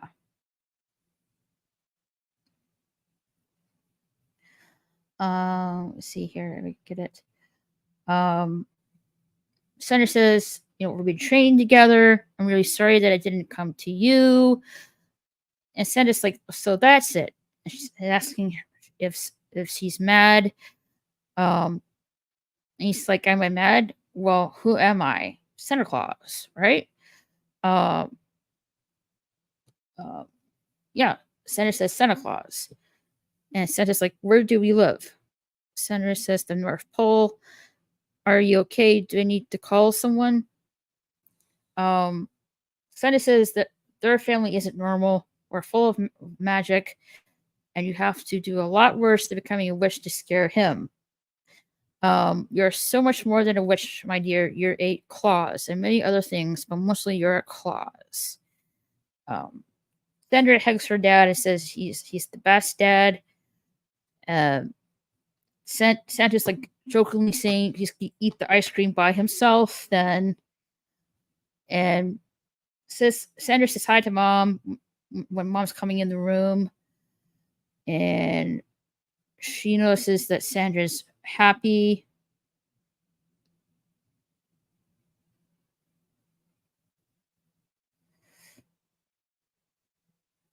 And Sandra said they had a nice conversation. It's not about puberty. She's a witch. And Mrs. Claus is like, oh, I should talk to her. And she's like, no, I'm going to let her come to me. And she's like, and then she has a realization that, aha, I was right. And Sandra's like, about the missing pages from your book and the Nutcracker. And Sandra's like, right, go. Okay, go. Mrs. Claus says, it all traces back to Magnus Antis. Sandra says, of course. Mrs. Claus, somehow he got turned to the Nutcracker. Santa's like wondering, could that happen to any Santa? Possibly. Mrs. Claus says that Gary sold it on the black market to pay for his gambling debts. So it was Gary who sold the Nutcracker and somehow got down to Chris at Santa Polis. Santa sarcastically says that Gary loves to play My Little Ponies. Mrs. Santa Claus, Miss Santa, no, shit, Mrs. Claus, agrees, said the elves are being really cagey about it, and Santa is wondering if this is something that they need to worry about, and Mrs. Claus isn't sure. So it's definitely danger coming about here.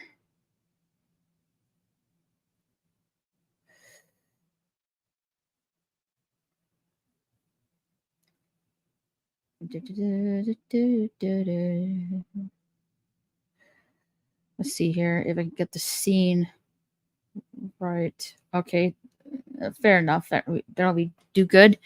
So back at Chicago, Illinois, Olga is sharpening a wooden stick with a knife. Bad Santa says after 700 years, people are getting worse, and this new Santa wants to reward them with magic. And Olga notices there's something on his back. I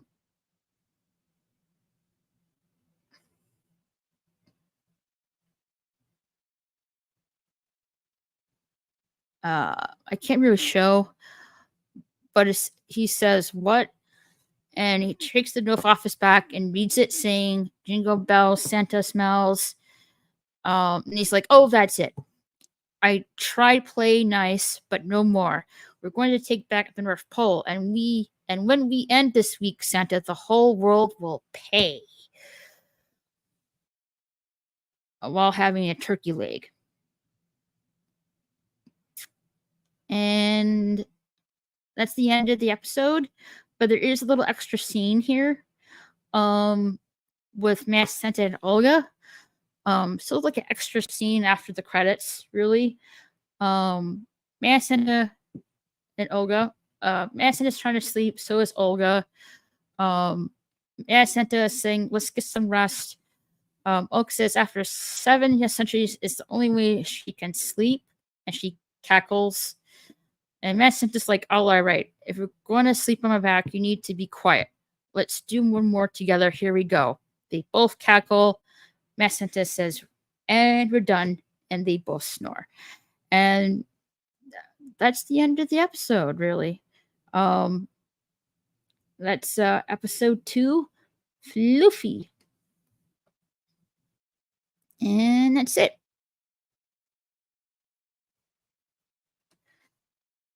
And I don't know why I'm having so much mic trouble. My mic just doesn't appear to stay in place. I'll have to fix it. But thank you so much for coming. Don't forget to hit the like button and share the stream out. And if you like what you see here, subscribe. Also, thank you for everyone was in the live chat tonight, and also thank you to Moira and BK Dan. Thank you so much, guys. I shall catch you later. Have a good evening, and we'll catch you soon. Good night, everybody. Oops, wrong one. All right, for reals. Later. If this is your first time being here, don't forget to hit that subscribe button. You can also follow me on Twitter and Instagram at RaquelSSG2211. Catch you later.